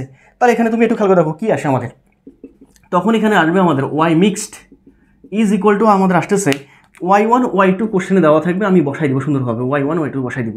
এল মিক্সড কত, এল মিক্সড বলতে পারে L1 প্লাস L2, L1 বলতে L প্লাস L মিলে হচ্ছে আমাদের টোয়াইস এল, তাহলে এখানে লিখে দিব আমি 2 ইন্টু এল। আর নিচে হচ্ছে আমাদের খেয়াল করে দেখো এটার মান যা এটার মানও তাই, L1 L2 মান সমান, তাহলে এল যদি কমন নেই তখন থাকে আমাদের y1 প্লাস হচ্ছে আমাদের কত বলতো y2। ওকে, তাহলে এই এল কাটে, তখন থাকে আমাদের কি থাকে দেখো তো, একটু খেয়াল করে দেখো, ওয়াই মিক্সড মিশ্র অবস্থায় ইয়াঙ্কের গুণাঙ্ক ইজ ইকুয়াল টু থাকে আমাদের y1 y2, তার সামনে একটা 2 থাকে, আর নিচে হচ্ছে আমাদের y1 প্লাস কি বলতো আমাদের y2। এই হচ্ছে আমাদের ব্যাপার ওভারঅল। আশা করি তোমরা বুঝতে পারছো। একটু দেখে নিই যে ভিডিওটা দেখা যাচ্ছে কিনা। তো একটু দেখো, এইখানে মনে হয় একটু তোমরা দেখতে পাচ্ছ না, আমি এই যে লাস্টের লাইনটা একটু উপরে লিখি যাতে পরে ভালো হয়, তোমাদের সুবিধা হয় দেখতে। তাহলে Y mixed is equal to আসতেছে আমাদের কতটুকু, উপরে হচ্ছে আমাদের 2 ইন্টু y1 y2, আর নিচে হচ্ছে আমাদের y1 প্লাস কি বলতো আমাদের y2। এই বিষয়টা তোমরা একটু মাথায় রাখবা, ঠিক আছে? আমি যেভাবে বের করলাম জাস্ট এই বিষয়টা তোমরা একটু মাথায় রাখবা, আশা করি তোমরা বুঝতে পারছো। নাকি খুব বোর্ডে লাগছে? অবশ্যই না। তোমাদের একটা নিউমেরিক্যাল দেখাই দিব, বোর্ড কোশ্চেনগুলো তোমাদের নিয়ে, বোর্ড কোশ্চেন সমাধানগুলো ব্যাপারগুলো তোমাদের একটু দেখাই দিব। বাট তোমরা এই বিষয়টা বুঝতে পারছো কিনা সেটা আমাকে বলো, এটা বোঝা উচিত। খুব সিম্পল জিনিস, যদি মান দেওয়া থাকে y1 এর মান দেওয়া থাকবে, y2 এর মান দেওয়া থাকবে, L1 এর মান দেওয়া থাকবে, L2 এর মান দেওয়া থাকবে, কতটুকু বাড়লো কমলো সব কিছু দেওয়া থাকবে। তারপর জাস্ট রেডিমেড করে নিয়ে জাস্ট মিশ্র অবস্থায় এইটা লিখবা, লেখার পর এল মিক্সড বসাই দিবা, যদি মান বের করতে পারো এল মিক্সডের। এর মান যদি দেওয়া থাকে কোশ্চেনে, আরও কোনো কথা নেই, প্রস্থের ক্ষেত্রফলের মানটা, এফ এর মানটা কতটুকু ভর চাপাই দিছে সেটা বসাই দিবা, ক্যাপিটাল এল মিক্সডের মান বসাই দিবা, ওয়াই মিক্সড পেয়ে যাবা, কাজ শেষ। বোঝো না কেন তুমি? ঠিক আছে, তো আশা করি তোমরা এই বিষয়টা বুঝতে পারছো। আর যদি কোথাও সমস্যা মনে হয় তাহলে তুমি এত দূর পর্যন্ত আগাই নিয়ে এল মিক্সডের মান বসাই দাও, তারপর তোমার L1 L2 মান বসাই দাও, y1 y2 মান বসাই দাও, এখান থেকে তুমি আনসার পাবা, ঠিক আছে? একই জিনিস, কিন্তু আমি থিওরি দিয়ে আগে ইকুয়েশন নিয়ে আসছি, তারপর ম্যাথগুলো করাচ্ছি, পার্থক্য এটাই। তো আশা করি তোমরা এটা বুঝতে পারছো। তো এইবার আরেকটা ম্যাথ দেখাবো তোমাদের, ঠিক আছে? এটা কিন্তু বোর্ডে খুব কম সংখ্যকবার আসছে, এখন পর্যন্ত আসেনি, টাচ করেনি বোর্ড কোশ্চেনগুলোতে। তো মাথায় রাখবা এইবার 2025 সালে কিন্তু টাচ করবে বোর্ড পরীক্ষা, অ্যাটলিস্ট 2টা বোর্ডে এটা দিবে, 2টা বা 3টা বোর্ডে এটা দিবে। এখন কোন বোর্ডে দিবে না দিবে সেটা বলা মুশকিল ভাই, ঠিক আছে? তো এইবার একটু আসি কোনটাতে, এইবার একটু আসবো সেটা হচ্ছে এইটাতে। দেখো একটা এক্সাম্পল এখানে দেখো, এটা টাইপার একটা, তো এক্সাম্পলটা দেখো, এর মাঝেই শেষ আমাদের কভার আপ হয়ে যাবে। এই তোমার প্রথম অংশটা আমাদের শুধুমাত্র জাস্ট পয়সা অনুবাদ থাকবে, এটা সর্বোচ্চ 4 থেকে 5 মিনিট লাগবে, আল্লাহ তাআলা ইনশাআল্লাহ। তো এইবার একটু খেয়াল করে দেখো, আমি বললাম খুব মাথা ঠান্ডা করে দেখো, আসলে আমার কাছে মার্কারও নাই, এমন সময় ভিডিওগুলো করতেছি এখানে বাসায়। তো একটু খেয়াল করে দেখো, এইখানে আমাদের একটা পরিবাহী তার আছে, এটা তার। তো এই তারটার এই পাশে একটা তোমার কিছু একটা লাগানো আছে, মানে বাঁশ টাইপের কিছু একটা, বা এটা স্তম্ভ, এটা একটা স্তম্ভ। এই দুই স্তম্ভের মাঝে একটা তার এই যে টান টান করে ঝোলাই দেওয়া আছে, ঠিক আছে? ওকে ফাইন, কোনো সমস্যা নেই। যার দৈর্ঘ্যটা আমি মনে করলাম, যার দৈর্ঘ্যটা হচ্ছে আমাদের, আমি মান দিয়ে দিই যাতে পরে সুবিধা হয় তোমাদের ক্যালকুলেশন করতে। যার দৈর্ঘ্য যেটা, এই পুরো তারটার যে দৈর্ঘ্যটা, এই দৈর্ঘ্যটাকে আমি মনে করলাম এটা হচ্ছে আমাদের 8 মিটার। কত মিটার বলো তো? 8 মিটার। এখন এই তারটা ঠিক মিডল বরাবর, ঠিক মাঝখান বরাবর সাপোজ একটা এম ভরে বস্তু এখানে বসে পড়ছে, এম ভরে বস্তু তুমি এখানে ঝোলাই দিছো একদম ঠিক মিডল বরাবর, যার ফলে তারটা আর এরকম সোজা না থেকে কিছুটা সে বাঁক নেবে এইরকম, মানে তারের এই পয়েন্টটা একটু নিচে নেমে যাবে। এই তারটার এই পয়েন্টটা যতটুকু নিচে নেমে গেল, এই এতটুকু যেটা, এই এতটুকুকে মনে করলাম এটা হচ্ছে 3 মিটার। কত মিটার বলো তো? 3 মিটার। তাহলে এই পুরাটা ছিল 8 মিটার, তাহলে এই অর্ধেকটা হবে কত মিটার বলো তো? 4 মিটার। এটাও কত মিটার? 4 মিটার। তাহলে এটা কত মিটার? 3 মিটার। তাহলে এটা কত মিটার? এই এতটুকু যেটা হবে এটা হবে আমাদের মুখেই বোঝা যাচ্ছে, এটা হচ্ছে আমাদের তোমার সমকোণ ত্রিভুজ গঠন যদি করি, ঠিক আছে, তাহলে এটা অবশ্যই কত মিটার? 5 মিটার। এটা কত মিটার বলো তো? 5 মিটার। ঠিক আছে, কারণ তার মানে আমি স্পষ্ট বুঝতে পারলাম যে ইনিশিয়াল অবস্থায় তার দৈর্ঘ্য ছিল 4 4 8 মিটার, আর চূড়ান্ত অবস্থায় দৈর্ঘ্য যেটা হচ্ছে আমাদের 5 5 10 মিটার। তার মানে পরিবর্তিত দৈর্ঘ্য হচ্ছে আমাদের 10 থেকে 8 বাদ দিলে থাকে আমাদের 2 মিটার। তার মানে 2 মিটারটা হচ্ছে আমাদের প্রসারণটা, দ্যাট ইজ স্মল এলিমেন্টটা। ওকে ফাইন, তাহলে বুঝতে পারছি এবার। এখন তোমরা একটু বলো আমাকে, তো কোশ্চেন করতেছে এখানে কোশ্চেন করতেছে যে আমাদের এখানে এই ক্ষেত্রে আমাদের ইয়াঙ্কের গুণাঙ্ক Y is equal to hot, এই ক্ষেত্রে ইয়াঙ্কের গুণাঙ্ক Y is equal to hot, আমাকে এটা বের করতে হবে। কথা বুঝলা? আর এইখানে যে বস্তুটা ঝুলতেছিল বা যে বস্তু আমি ঝোলাই দিছি এখানে মিডল পয়েন্টে, এই বস্তুর যে ভরটা, এই ভরটা হচ্ছে আমাদের 10 কেজি। কত কেজি বলো তো? 10 কেজি। 10 কেজি ভরের একটা বস্তু তুমি ঝোলাই দিয়েছো, যার ফলে বস্তু কত মিটার নিচে নামছে, মানে এই পুরো সিস্টেমটা 3 মিটার নিচে নেমে গেছে। বলো এটা কীভাবে সলভ করবা? ইয়াঙ্কের গুণাঙ্ক বের করতে হবে। তোমরা বলবা ইয়াঙ্কের গুণাঙ্ক, ওকে ফাইন, এটা তো ভালো। ওয়াই ইজ ইকুয়াল টু হচ্ছে আমাদের এফ ক্যাপিটাল এল এ ইন্টু স্মল এল। এখন তুমি বলবো ভাই আমি তো সব কিছু জানি, স্মল এল এর মান তো আমি জানতেছি, আপনি তো বলে দিলেন capital L minus L dash. তাহলে ক্যাপিটাল এল এর মান হচ্ছে আমাদের পরিবর্তন হচ্ছে আমাদের শেষ মানে সারি, তার মানে এল ড্যাশ মাইনাস এল, তাই তো? হ্যাঁ, তাহলে এল ড্যাশের মান কত? 5 আর 5 মিলে হচ্ছে আমাদের 10, মাইনাস এল এর মান কতটুকু? আমাদের টোটালটা হচ্ছে আমাদের 8, তার মানে এটা আমি পাইছি 2 মিটার, এল এর মান পাইছি। এবার কথা হচ্ছে ভাই আপনি একটু খেয়াল করে দেখেন, এর মানও কিন্তু তুমি পাবা, কারণটা কি? এই তারের যে প্রসেসের ক্ষেত্রফল আমি তোমাকে বলে দিলাম, আর এর মান দেওয়া আছে 1 মিটার। কত মান দেওয়া আছে? 1 মিটার, মনে করলাম জাস্ট। তাহলে এর মান হবে আমাদের পাই আর স্কোয়ার। তাহলে আর স্কোয়ার বলতে এখানে জাস্ট 1 এর উপরে স্কোয়ার, আর পাই বলতে আমাদের আচ্ছা পাই আর স্কোয়ার, তাহলে পাই আর স্কোয়ার। তাহলে এটা হচ্ছে আমাদের 3.1416 ইন্টু হচ্ছে আমাদের আর বলতে হচ্ছে আমাদের 1 এর উপরে স্কোয়ার মানে 1, তার মানে এখানে আসতেছে 3.1416। ওকে, তাহলে আমি ক্ষেত্রফল কিন্তু পেয়ে গেছি এত বর্গ মিটার, এর মানটাও পেয়ে গেছি। তাহলে ক্যাপিটাল এল এর মান কিন্তু আমাদের জানা, ক্যাপিটাল এল এর মান কতটুকু আমাদের জানা আছে, ক্যাপিটাল এল এর মান হচ্ছে আমাদের কত মিটার বলতো? 8 মিটার। তাহলে জানা নাই শুধুমাত্র কার মানটা? এফ এর মানটা। এখন অনেকে এখানে ভুল করে থাকে যে এফটা ও মনে করে এফটা হচ্ছে এই বস্তুর ওজনটা, কারণ এই বস্তুর ওজন ডাব্লিউ ইজ ইকুয়াল টু হচ্ছে আমাদের এম ইন্টু জি, যার মানে 10 গুণন হচ্ছে আমাদের 9.8, দ্যাট ইজ 98 কত বলতো নিউটন। তো এইখানে কিন্তু আসলে এটা হবে না, কারণটা কি? তুমি খেয়াল করে দেখো, এই বস্তুটা তুমি যখন তোমার ভর ঝোলাই দিচ্ছ 10 কেজি ভরের, যার ফলে সে একটা টান পাবে এই দিক বরাবর, টান খাবে কিন্তু টান বল, এবং এই দিক বরাবর সে একটা কী খাবে? টান খাবে। একটাই তার ছিল, ভিন্ন ভিন্ন কোনো উপাদানের টান না, যার ফলে টান বলের মানটা হচ্ছে আমাদের কি বলতো? একই। আবার গিটো দেওয়া নেই, যার ফলে টান বলের মানটা কি বলতো? আমাদের সেম। এখানে টি হলে এ পাশে কত বলতো? টি। এখন তোমাকে এখানে দেখো এই তারটা দিয়ে, এই যে এই তার আগে ছিল এই তারটা নিচে নেমে গিয়ে বর্তমানে এই তারটা হয়ে গেছে। এখন এই তারের মধ্য দিয়ে বিদ্যমান কোন বল ভাই? ওজন কি বিদ্যমান? অবশ্যই না। তাহলে বিদ্যমান কোনটা? টান বলটা। তাহলে তোমাকে এখানে মাথায় রাখতে হবে এখানে আসলে এফটা যেটা, সেই এফটা হচ্ছে আমাদের বেসিক্যালি টান বলটা, কারণ ওই তারের উপর দিয়ে বা ওই তারের ভিতর দিয়ে বিদ্যমান যেটা বা এই তারটা প্রসারিত হচ্ছে যে তোমার বলের কারণে, সে বলটা কিন্তু আমাদের টান বলটা, ওজন না কিন্তু। তাহলে এই টান বলটা আমাকে বের করতে হবে, টান বলের মানটা কতটুকু সেটা আমাকে এক্স্যাক্টলি বের করতে হবে। বের করে বসাই দিতে পারলেই আমাদের কিন্তু অ্যান্সার শেষ। তো টান বলটা আমি কীভাবে বের করবো? এটা হচ্ছে সিম্পল জিনিস। তো তোমরা একটা কাজ করবে, টান বলটা বের করার জন্য এই যে কোনটা আছে এই কোনটা তোমরা বের করে নিবা, থিটাটা বের করে নিবা। কীভাবে বের করে নিবা? এটার মান 5 মিটার, এটার মান 3 মিটার, এটার মান 4 মিটার। তুমি তো চাইলেই যে কোনো অনুপাত দিয়ে বের করতে পারো, সাইন দিয়ে করতে পারো। Sine theta is equal to হচ্ছে আমাদের সাগর লবণ আছে, লম্ব ডিভাইড বাই অতিভুজ। লম্ব হচ্ছে আমাদের এখানে 4, এই ত্রিভুজের ক্ষেত্রে 4, আর অতিভুজ হচ্ছে আমাদের কত বলতো? 5। তাহলে এখান থেকে থিটার মানটা তুমি বের করতে পারবা সাইন ইনভার্স 4 ডিভাইড বাই 5, এবং শুধুমাত্র সাইন দিয়ে না, তুমি যে কোনো দিয়ে বের করতে পারবা, যে কোনো অনুপাতটা দিয়েই, কারণটা কি? 3টা বাহুর মানেই তোমাদের জানা আছে। ওকে, তাহলে থিটার মান পাইছো তুমি। তাহলে বলো মাথা ঠান্ডা করে, থিটাটা খেয়াল করে দেখো, এই থিটাটা কার সঙ্গে কোন উৎপন্ন করছে? এই দিক বরাবর কোন উৎপন্ন করছে? এই রেখার সঙ্গে, যার ফলে টান বলে একটা উপাংশ থাকবে এই দিক বরাবর, যার মানটা হবে আমাদের টি কি বলতো আমাদের কস থিটা। আরটা উপাংশ থাকবে কোন দিক বরাবর? এই দিক বরাবর, যেটা কিনা আমাদের টি কি বলতো আমাদের সাইন থিটা। আর এই লম্ব উপাংশে ভাগ করলাম, টান বলের সঙ্গে এই রেখা কোন উৎপন্ন করছে? থিটা, তাহলে এই দিক বরাবর টি কস থিটা, আর এই দিক বরাবর টি সাইন থিটা।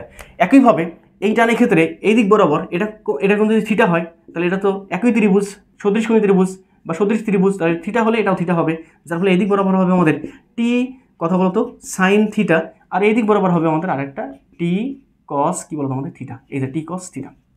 তাহলে তুমি আমাকে বলো এই পুরো সিস্টেমটা স্টেবল আছে না? উপরে যাচ্ছে না নিচে যাচ্ছে না, হাতের ডানে যাচ্ছে না হাতের বামে যাচ্ছে, যার ফলে আমি বুঝতে পারতেছি না টি সাইন থিটা আর এই পাশে টি সাইন থিটা আলটিমেটলি বেসিক্যালি কি বলতো? সমান এবং বিপরীতমুখী হওয়ার ফলে এরা আমাদের ক্যান্সেল আউট। কারণ কি? ইকুইলিব্রিয়াম পজিশনে সাম্যাবস্থার ক্ষেত্রে এই কোনো বস্তুটা এদিকেও যাচ্ছে না এদিকেও যাচ্ছে না, উপরেও যাচ্ছে না নিচেও যাচ্ছে না, সাম্যাবস্থা আছে। তাই সাম্যাবস্থার জন্য দায়ী হচ্ছে আমাদের কি উপর দিকে টুটি কস থিটা। দেখো না এখানে এবার সাম্যাবস্থানে দায়ী হচ্ছে আমাদের উপর দিকে বল, এখানে উপর দিকে বল কতটুকু টুটি কস থিটা, নিচের দিকে বল কতটুকু আমাদের এই যে ওজনটা, তার ওজনটা। তাহলে আমি স্পষ্ট বুঝতে পারতেছি কি বুঝতে পারতেছি যে আমাদের 2t sin theta is equal to হচ্ছে আমাদের খেয়াল করতে 2t sin theta cos theta. তাহলে 2t cos theta is equal to হচ্ছে আমাদের 2t কেন নিলাম, কারণ এই টানের জন্য উপর দিকে টি cos থিটা, এই টানের জন্য উপর দিকে টি cos থিটা, উপাংশ ভাগ করলে আমি পাচ্ছি কয়টা টি টু cos থিটা, মানে কয়টা টি cos থিটা, দুইটা। তারপরে 2t cos theta is equal to হবে কোন দিকে বলো তো, নিচের দিকে বলের সমান। নিচের দিকে বলের সমান হচ্ছে আমাদের কত বলো তো, এখানে mg। তাহলে এখান থেকে আমি যদি টি এর মান বসাই দিতে চাই তখন আসবে আমাদের mg ডিভাইডেড বাই কত আসতেছে এখানে 2 cos কি বলতো থিটা। এখন যদি আমি এখানে ইয়াঙ্কের গুণাঙ্কের মান জায়গায় জাস্ট এফের জায়গায় বসাই দিই টি এর মানটা, টি এর বলতো আমাদের এমজি, খেয়াল করে দেখো এমজি, এখানে 2 cos থিটা, এই যে 2 cos থিটা, এখানে এফের জায়গায় বসাই দিলাম ক্যাপিটাল এর জায়গায় ক্যাপিটাল এল, তারপর এর জায়গায় এ, স্মল এর জায়গায় স্মল এল, এইটাই হচ্ছে আমাদের ইয়াঙ্কের গুণাঙ্ক। এখন তুমি সব কিছু জানো, জাস্ট মান বসাইলে আমাদের এই তারের ইয়াঙ্কের গুণাঙ্কটা বের হয়ে যাবে। তো আশা করি তোমরা এই বিষয়টা বুঝতে পারছো এবং এই ম্যাথটাও ভালোভাবে ফিল করতে পারছো। ঠিক আছে, এই গেল আমাদের কটা ম্যাথ বলো তো, 3টা টাইপের যে ম্যাথগুলো ছিল পরীক্ষা, যেটা সবচেয়ে হার্ডেস্ট যদি পরীক্ষায় ম্যাথ আসে তাহলে এই টাইপের মাঝে আসবে হার্ডেস্ট ম্যাথ, এর বাইরে কোনো ম্যাথ আসবে না। তো আরেকটা বিষয় তোমাদের একটু বলি, সেটা হচ্ছে তাপমাত্রা বের করার ব্যাপারটা। ঠিক আছে, যদিও এখানে তাপমাত্রার ব্যাপারটা কখনো এইচএসসি পরীক্ষা আসে নাই, আসবে না পরীক্ষায়, জাস্ট তোমরা একটু মাথায় রাখো এই এতটুকু হচ্ছে বিষয়। তাপমাত্রার ব্যাপারটা হচ্ছে এরকমটা, তোমরা একটু খেয়াল করে দেখো যে আমরা যখন একটা 1D তারকে, একটা 1D ইলাস্টিক তারকে যখন আমরা প্রসারিত করছিলাম তখন এই তারের মোট কাজ যেটা ছিল সেটা ছিল আমাদের ডাব্লু, এবং ডাব্লু যেটা ছিল আচ্ছা এভাবে লিখি, মোট সঞ্চিত শক্তি ছিল ইউ, অথবা এটাকে আমরা বলছিলাম যে বাহ্যিক এজেন্ট কর্তৃক কাজ ডাব্লু ইজ ইকুয়াল টু হচ্ছে আমাদের কতটুকু ছিল, এটা ছিল আমাদের হাফ ইন্টু এফ ইন্টু কী বলতো স্মল এল সমস্তটার জন্য।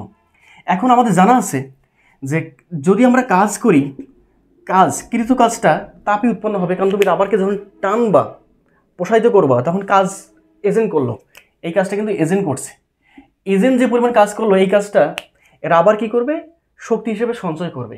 এখন রাবারকে যখন প্রসারিত করা হয় তখন রাবারে আসলে হয় কি, রাবারে যে ঘটনা ঘটে সেখানে একটা তাপ উৎপন্ন হয়, তাপ উৎপন্ন হয় তুমি একটু খেয়াল করতে পারবা ছোট্ট পরিমাণ তাপ উৎপন্ন হবে। তার মানে আমি বুঝতে পারতেছি এই কৃত কাজের ফলেই তাপ উৎপন্ন হচ্ছে, তাপটা হচ্ছে আমাদের কিউ। তাহলে আমাদের জানা আছে ডাব্লিউ ইজ ইকুয়াল টু হচ্ছে আমাদের কিউ বলতে আমাদের জানা আছে এম এস ডিটি বা ডেল থিটা।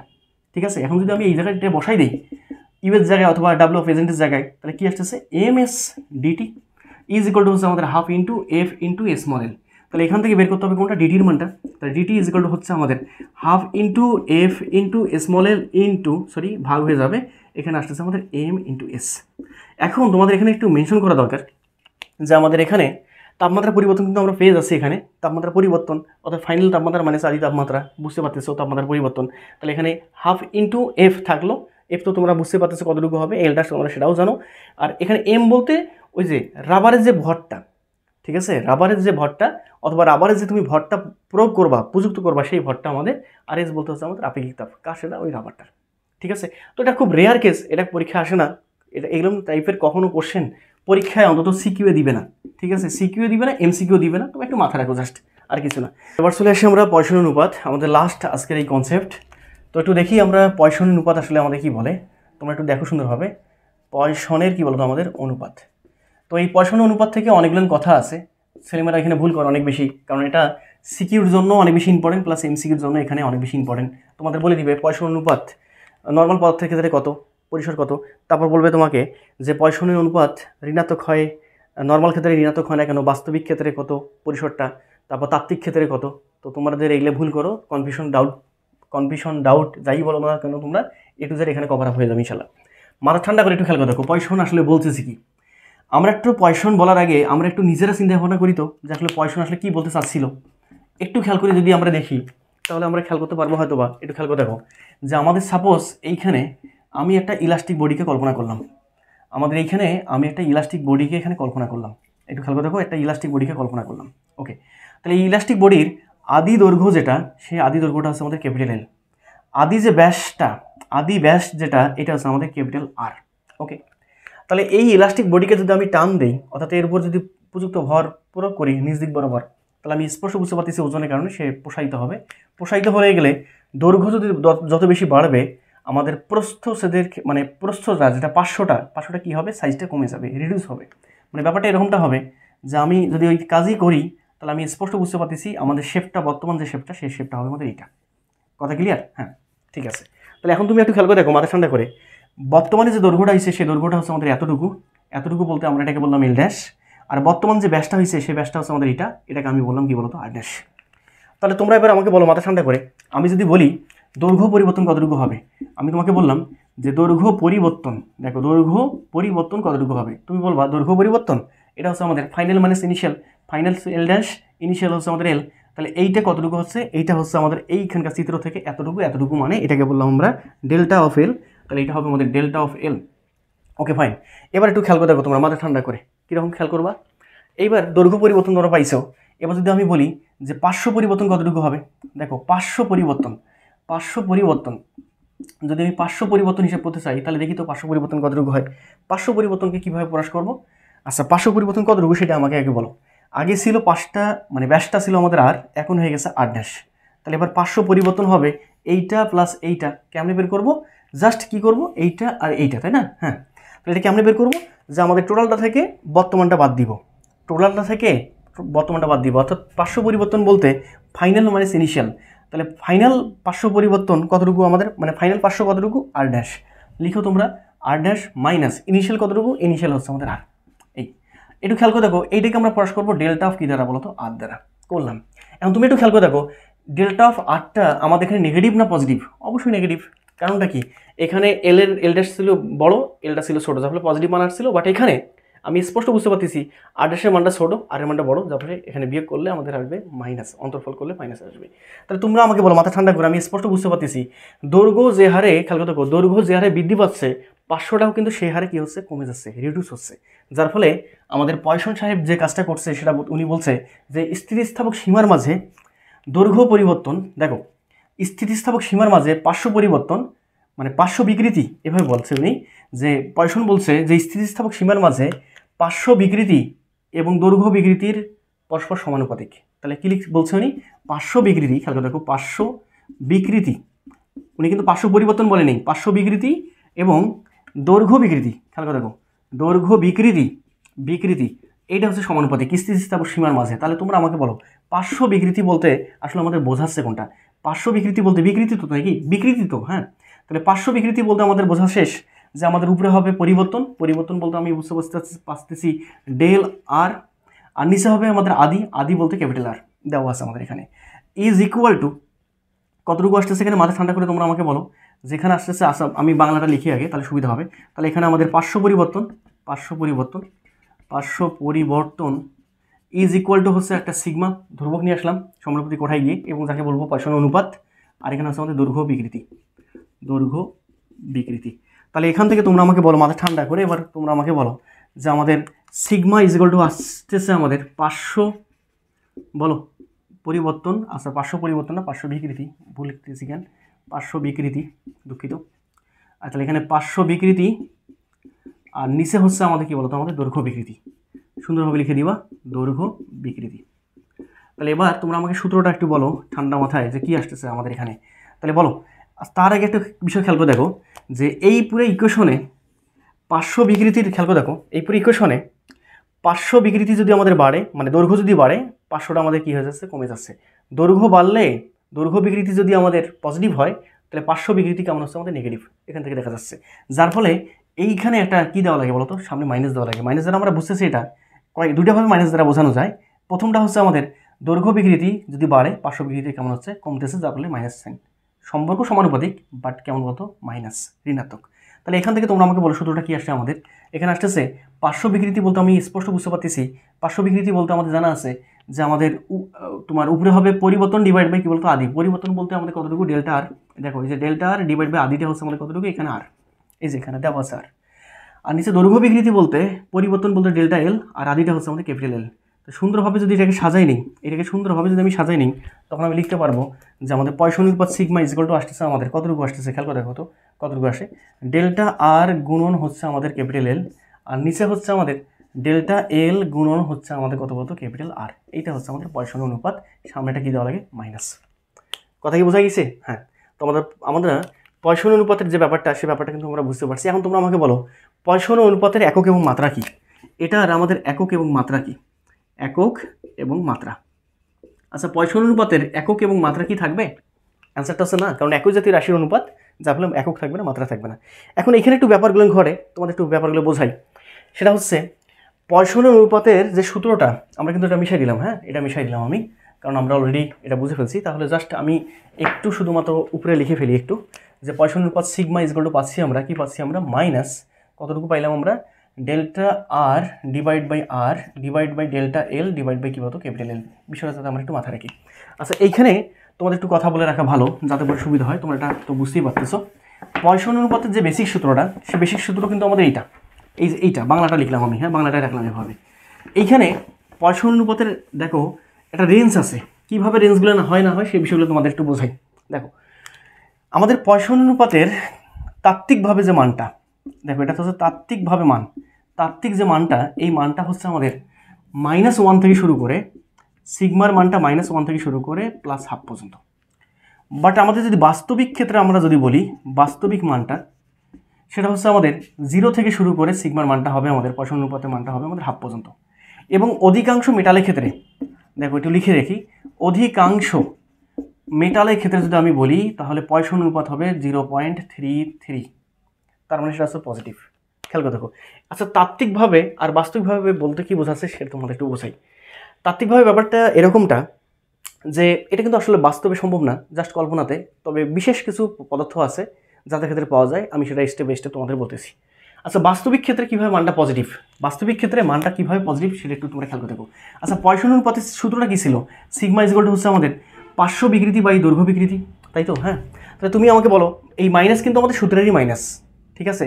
এখন অধিকাংশ পদার্থের ক্ষেত্রে দৈর্ঘ্য যখন বাড়ে, দৈর্ঘ্য বিকৃতি মানে দৈর্ঘ্য যখন বাড়ে, পার্শ্ব তখন কেমন হয়ে যায়, কমে যায়। তার মানে অধিকাংশ পদার্থের ক্ষেত্রে দৈর্ঘ্য বিকৃতি যেটা থাকতেছে আমাদের এখানে, দেখো দৈর্ঘ্য বিকৃতি, এই দৈর্ঘ্য বিকৃতির ক্ষেত্রে যে ভ্যালুটা পাচ্ছ এটা আমাদের পজিটিভ আসতেছে। বাট পার্শ্ব বিকৃতি যখন আমি হিসাব করতেছি, তখন যেহেতু দৈর্ঘ্য বাড়লে পার্শ্বটা কমে যায়, যার ফলে আমাদের পার্শ্ব বিকৃতি আসবে নেগেটিভ বলতে এখানে সূত্রে একটা নেগেটিভ সাইন আছে, আবার এই পার্শ্ব বিকৃতির আবার একটা নেগেটিভ সাইন চলে আসার ফলে, এই যে পার্শ্ব বিকৃতির একটা নেগেটিভ সাইন চলে আসার ফলে এই নেগেটিভ মিলে আমাদের হয়ে যায় পজিটিভ।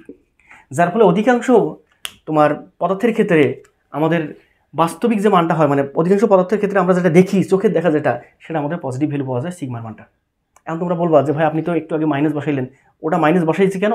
বেসিক্যালি যেটা হয়, এটা যখন আমরা ড্রাইভ করি সূত্রগুলান, তখনই আমরা ধরে নিচ্ছি যে আমাদের দৈর্ঘ্য বিকৃতি পজিটিভ হলে পার্শ্ব বিকৃতি নেগেটিভ। বাট যখন আমি বাস্তবিক কোনো মেটাল নিয়ে কল্পনা করতেছি, মেটাল বা কোনো ইলাস্টিক বডি নিয়ে কল্পনা করতেছি, তখন খেয়াল করতেছি দৈর্ঘ্য বিকৃতির মান পজিটিভ পাচ্ছি, পার্শ্ব বিকৃতির মান নেগেটিভ পাচ্ছি। তো সেই নেগেটিভের মান আর এখানকার সূত্রের মানটা মাইনাসটা প্লাস হয়ে যাচ্ছে, এটা বলতেছি আমরা বাস্তবিক মানটা। এবং বাস্তবিক মানটা যেটা হয় সেটা হচ্ছে আমাদের 0 থেকে ½ পর্যন্ত ভেরি করে। কথা বুঝলা? হ্যাঁ, এখন কথা হচ্ছে তাত্ত্বিকভাবে মানটা যে মাইনাস, এটা কি আপনি ব্যাখ্যা দিবেন? দেখো, তাত্ত্বিকভাবে কিছু পদার্থের ক্ষেত্রে মানটা মাইনাস আসে। কীভাবে মাইনাস আসে তোমাদের একটু বলি। কিছু পদার্থ বাবা তোমরা যাদেরকে বলা হয় অক্সিটিক পদার্থ। কি পদার্থ? অক্সিটিক, মানে ফোম টাইপের কিছু পদার্থ, যাদের দৈর্ঘ্য বিকৃতি মানে দৈর্ঘ্য বাড়ালে, দৈর্ঘ্যকে যখন আমি বিকৃতি করাই, তখন আমাদের দৈর্ঘ্য যে বিকৃতি হয় এটা আমাদের পজিটিভ হয়। দৈর্ঘ্য বিকৃতির সঙ্গে সঙ্গে পার্শ্ব যে থাকে আমাদের সাইডগুলো যেগুলো থাকে, এই সাইডটাও হ্রাস না পেয়ে বাড়ে, ফোম টাইপের কিছু পদার্থের ক্ষেত্রে, এবং এগুলোকে বলা হয় অক্সিটিক পদার্থ। দৈর্ঘ্য যখন বাড়বে পার্শ্বটাও বাড়ে যায়। কি অবাক না? হ্যাঁ, অবাক। তাহলে দৈর্ঘ্য যদি বাড়ে তাহলে এটা আমাদের পজিটিভ, পার্শ্ব যদি বাড়ে এটাও পজিটিভই, বাট পজিটিভ নেগেটিভ থাকে। তার মানে আমি বুঝতে পারছি যে অক্সিটিভ পদার্থের ক্ষেত্রে সিগমার মানটা কেবলমাত্র পজিটিভ সম্ভব। যে পদার্থগুলোর ক্ষেত্রে দৈর্ঘ্য বিকৃতির সঙ্গে দৈর্ঘ্য বিকৃতি যদি পজিটিভ হয়, মানে দৈর্ঘ্য বাড়ছে, আবার পার্শ্ব বিকৃতি কেমন হয়েছে, মানে পার্শ্বটাও কেমন হয়েছে, বাড়ছে, সেসব পদার্থের ক্ষেত্রে অক্সিটিভ পদার্থ, সেসব পদার্থের ক্ষেত্রে সিগমার মানটা হয় আমাদের নেগেটিভ। এই হচ্ছে আমাদের ব্যাপারটা। আর অধিকাংশ মেটালের ক্ষেত্রে আমাদের সিগমার ভ্যালুটা যেটা, মানে এই পয়সন অনুপাত যেটা, সেটা হচ্ছে আমাদের কত বলতো, 0.33। এত কোনো একক তো নাই আমাদের। ওকে, তো আমরা এই বিষয়টা বুঝতে পারছি। তোমাদের একটা ফ্যান্টাস্টিক ম্যাথ দিয়ে আমরা হয়তো বা আজকে আমরা শেষ করব। সিগমা ইজ ইকুয়াল টু কত পাইলাম আমরা? মাইনাস উপরে কি ছিল? পার্শ্ব বিকৃতি বলতে ডেল্টা আর ডিভাইড বাই আর, এইসব মাথা রাখা লাগবে সবসময়, হ্যাঁ। আর নিচে হচ্ছে আমাদের delta L divide by capital L, এইটা ছিল আমাদের সূত্রটা, ফর্মুলাটা। আমি একটা ফ্যান্টাস্টিক ম্যাথ দিয়ে আজকে আমি শেষ করবো, তোমরা একটু দেখো। আর আশা করি তোমাদের পয়সা অনুপাতের যে ম্যাথগুলো আছে একদিনও মানে একটা বিন্দু মাত্র কোনো সমস্যা হবে না। জাস্ট কী করবা, তাকাই দেখবা কি বলতেছে। কি বলতে, ডেল ইজকল হচ্ছে আমাদের মাইনাস ডেল্টা আর। ডেল্টা আর বলতে কি বলছিলাম, এটা হচ্ছে আমাদের পার্শ্ব বিকৃতি। পার্শ্ব বিকৃতি তুমি হিসাব করতে পারবো না, পার্শ্ব বিকৃতি কীভাবে হিসাব করা লাগে, হ্যাঁ। পার্শ্ব বিকৃতি বলতে ডেল্টা আর ডিভাইড বাই আর, এটা হচ্ছে আমাদের পরিবর্তন, এটা হচ্ছে আমাদের আদিটা। এবং এই প্রত্যেকটা নিয়ে কাজ করতেছি। এটা কাকে নিয়ে কাজ করতেছি, এই কাকে নিয়ে কাজ করতেছি ভাই, ব্যাসকে নিয়ে কাজ করতেছি। আবার ভুলে ভাবিও না যে আমাদের এখানে ব্যাসার্ধ, মাইনাস সহ কাজ করবা, দেখবা তুমি অ্যান্সারটা তোমার কি আসতেছে, প্লাস আসতেছে। এই আছে আমাদের ব্যাপার। ওকে, তো আমরা লাস্ট একটা এক্সাম্পল দেখবো। তোমরা দেখতে পাচ্ছ এই কোশ্চেনটা, তোমরা নর্মাল কোশ্চেনগুলো পারবা, আমি আগে বলে ফেলছি। তো এখানে বলতেছে একটি তারের আয়তন অপরিবর্তিত রেখে দৈর্ঘ্য ও পার্শ্ব বিকৃতি ঘটালে তার পয়সনের অনুপাত কত হবে নির্ণয় করতে হবে। ঢাকা বোর্ড 2023 সালে আসছিল। থিওরিটিক্যাল কোশ্চেন, একটু ডিপ কনসেপ্ট, জাস্ট তোমাকে একটু বুঝে নিতে হবে। আচ্ছা, আয়তন কি রাখতে বলতেছে আমাদের, অপরিবর্তিত। তাহলে আয়তন অপরিবর্তন বলতে আমাদের আয়তনের পরিবর্তনটা এটা হচ্ছে আমাদের শূন্য। আচ্ছা, পরিবর্তন কয়ভাবে হিসাব করা যায়, নর্মালি দুইভাবে পরিবর্তন হিসাব করা যায়। পরিবর্তন মানে হচ্ছে আমাদের শেষ মাইনাস আদি, এভাবে পরিবর্তন হিসাব করা যায়। অথবা ডিফারেন্সিয়েশনের মাধ্যমে, কার মাধ্যমে, ডিফারেন্সিয়েশনের মাধ্যমে আমরা বলতে পারি যে আয়তনকে যদি আমরা আয়তন যার সাপেক্ষে পরিবর্তন হচ্ছে তার সাপেক্ষে ডিফারেন্সিয়েট করি, তখন আমাদের আয়তনের পরিবর্তন যেটা হবে সেটাকে আমাকে শূন্য বসাই দিতে হবে। তার মানে পরিবর্তনটা আমরা ডিফারেন্সিয়েশনের মাধ্যমে করতে পারি, আবার নর্মাল বিয়োগের মাধ্যমে করতে পারি। তো এখন তুমি একটু খেয়াল করে দেখো, আমাদের যেহেতু বলা আছে একটি তার সদৃশ একটা বলছে আমাদের, তাহলে তারের ক্ষেত্রে আয়তন যেটা হবে সেটা আয়তনটা হবে আমাদের V. V is equal to হচ্ছে আমাদের পাই আর স্কোয়ার ইন্টু এল। এল বলতে বললাম যে আমাদের তারের যে দৈর্ঘ্যটা, দেখো তারের যে দৈর্ঘ্যটা দ্যাট ইজ আদি দৈর্ঘ্য, সেটা হচ্ছে আমাদের এল। আদি ব্যাসার্ধ যেটা আমাদের আর, আর পাই তো তোমরা বুঝতে পারতেছো, পাই আর স্কোয়ার এল। ওকে, তাহলে এখন তুমি একটু মাথা ঠান্ডা করে বলো, আমাদের প্রশ্ন অনুসারে আমাদের বলতেছে কি, বলতেছে যে সত্য মতে আমাদের মাথা রাখতে হবে, সত্য মতে আয়তনের পরিবর্তন হচ্ছে আমাদের শূন্য। তার মানে ভি ইজ ইকুয়াল টু হচ্ছে আমাদের পাই আর স্কোয়ার ইন্টু এল। তোমরা এটা দিয়ে দিবা, ছোটো এল দিব না বড় এল দিব, বড় এল দিলাম। ওকে, তাহলে এখন আয়তনের পরিবর্তন হিসাব করতে হবে। তার মানে ডি ভি থাকলো, এখানে ডি কার সাপেক্ষে আয়তন পরিবর্তন হচ্ছে, দেখো দুটো পরিবর্তন হচ্ছে, দৈর্ঘ্য পরিবর্তন হচ্ছে, পার্শ্ব পরিবর্তন হচ্ছে। দৈর্ঘ্য বলতে এল, পার্শ্ব বলতে আমাদের আর। তার মানে আমি স্পষ্ট বুঝতে পারছি সেটা আর এর সাপেক্ষে পরিবর্তন হবে, আবার এল এর সাপেক্ষে পরিবর্তন হবে। ওকে, তাহলে এখানে আমাদের ডি অফ আর কমা এল, এইখানে থাকতেছে পাই আর স্কোয়ার ইন্টু এল। ওকে, তো এখন মাথা ঠান্ডা করে এবার বলো তোমরা আমাকে, এই লাইন থেকে এভাবে লেখা যাবে কিনা, এই লাইন থেকে আমি এভাবে লিখতে পারবো কিনা। আমি এটা দ্বারা বুঝতে পারতেছি যে পরিবর্তন কার সাপেক্ষে আসলে বেসিক্যালি হবে, সেটা আমরা লিখছি।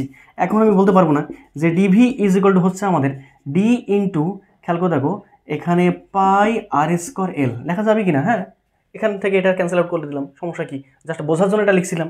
এখন তুমি আমাকে বলো, মাথা ঠান্ডা করে বলো, যেহেতু দুইটা চলকের সাহায্যে পরিবর্তন হচ্ছে, যার ফলে এখান থেকে এটা লেখাই যাবে, সমস্যা নেই। তাহলে এটার পরিবর্তন কত ভাই, এটা পরিবর্তন 0।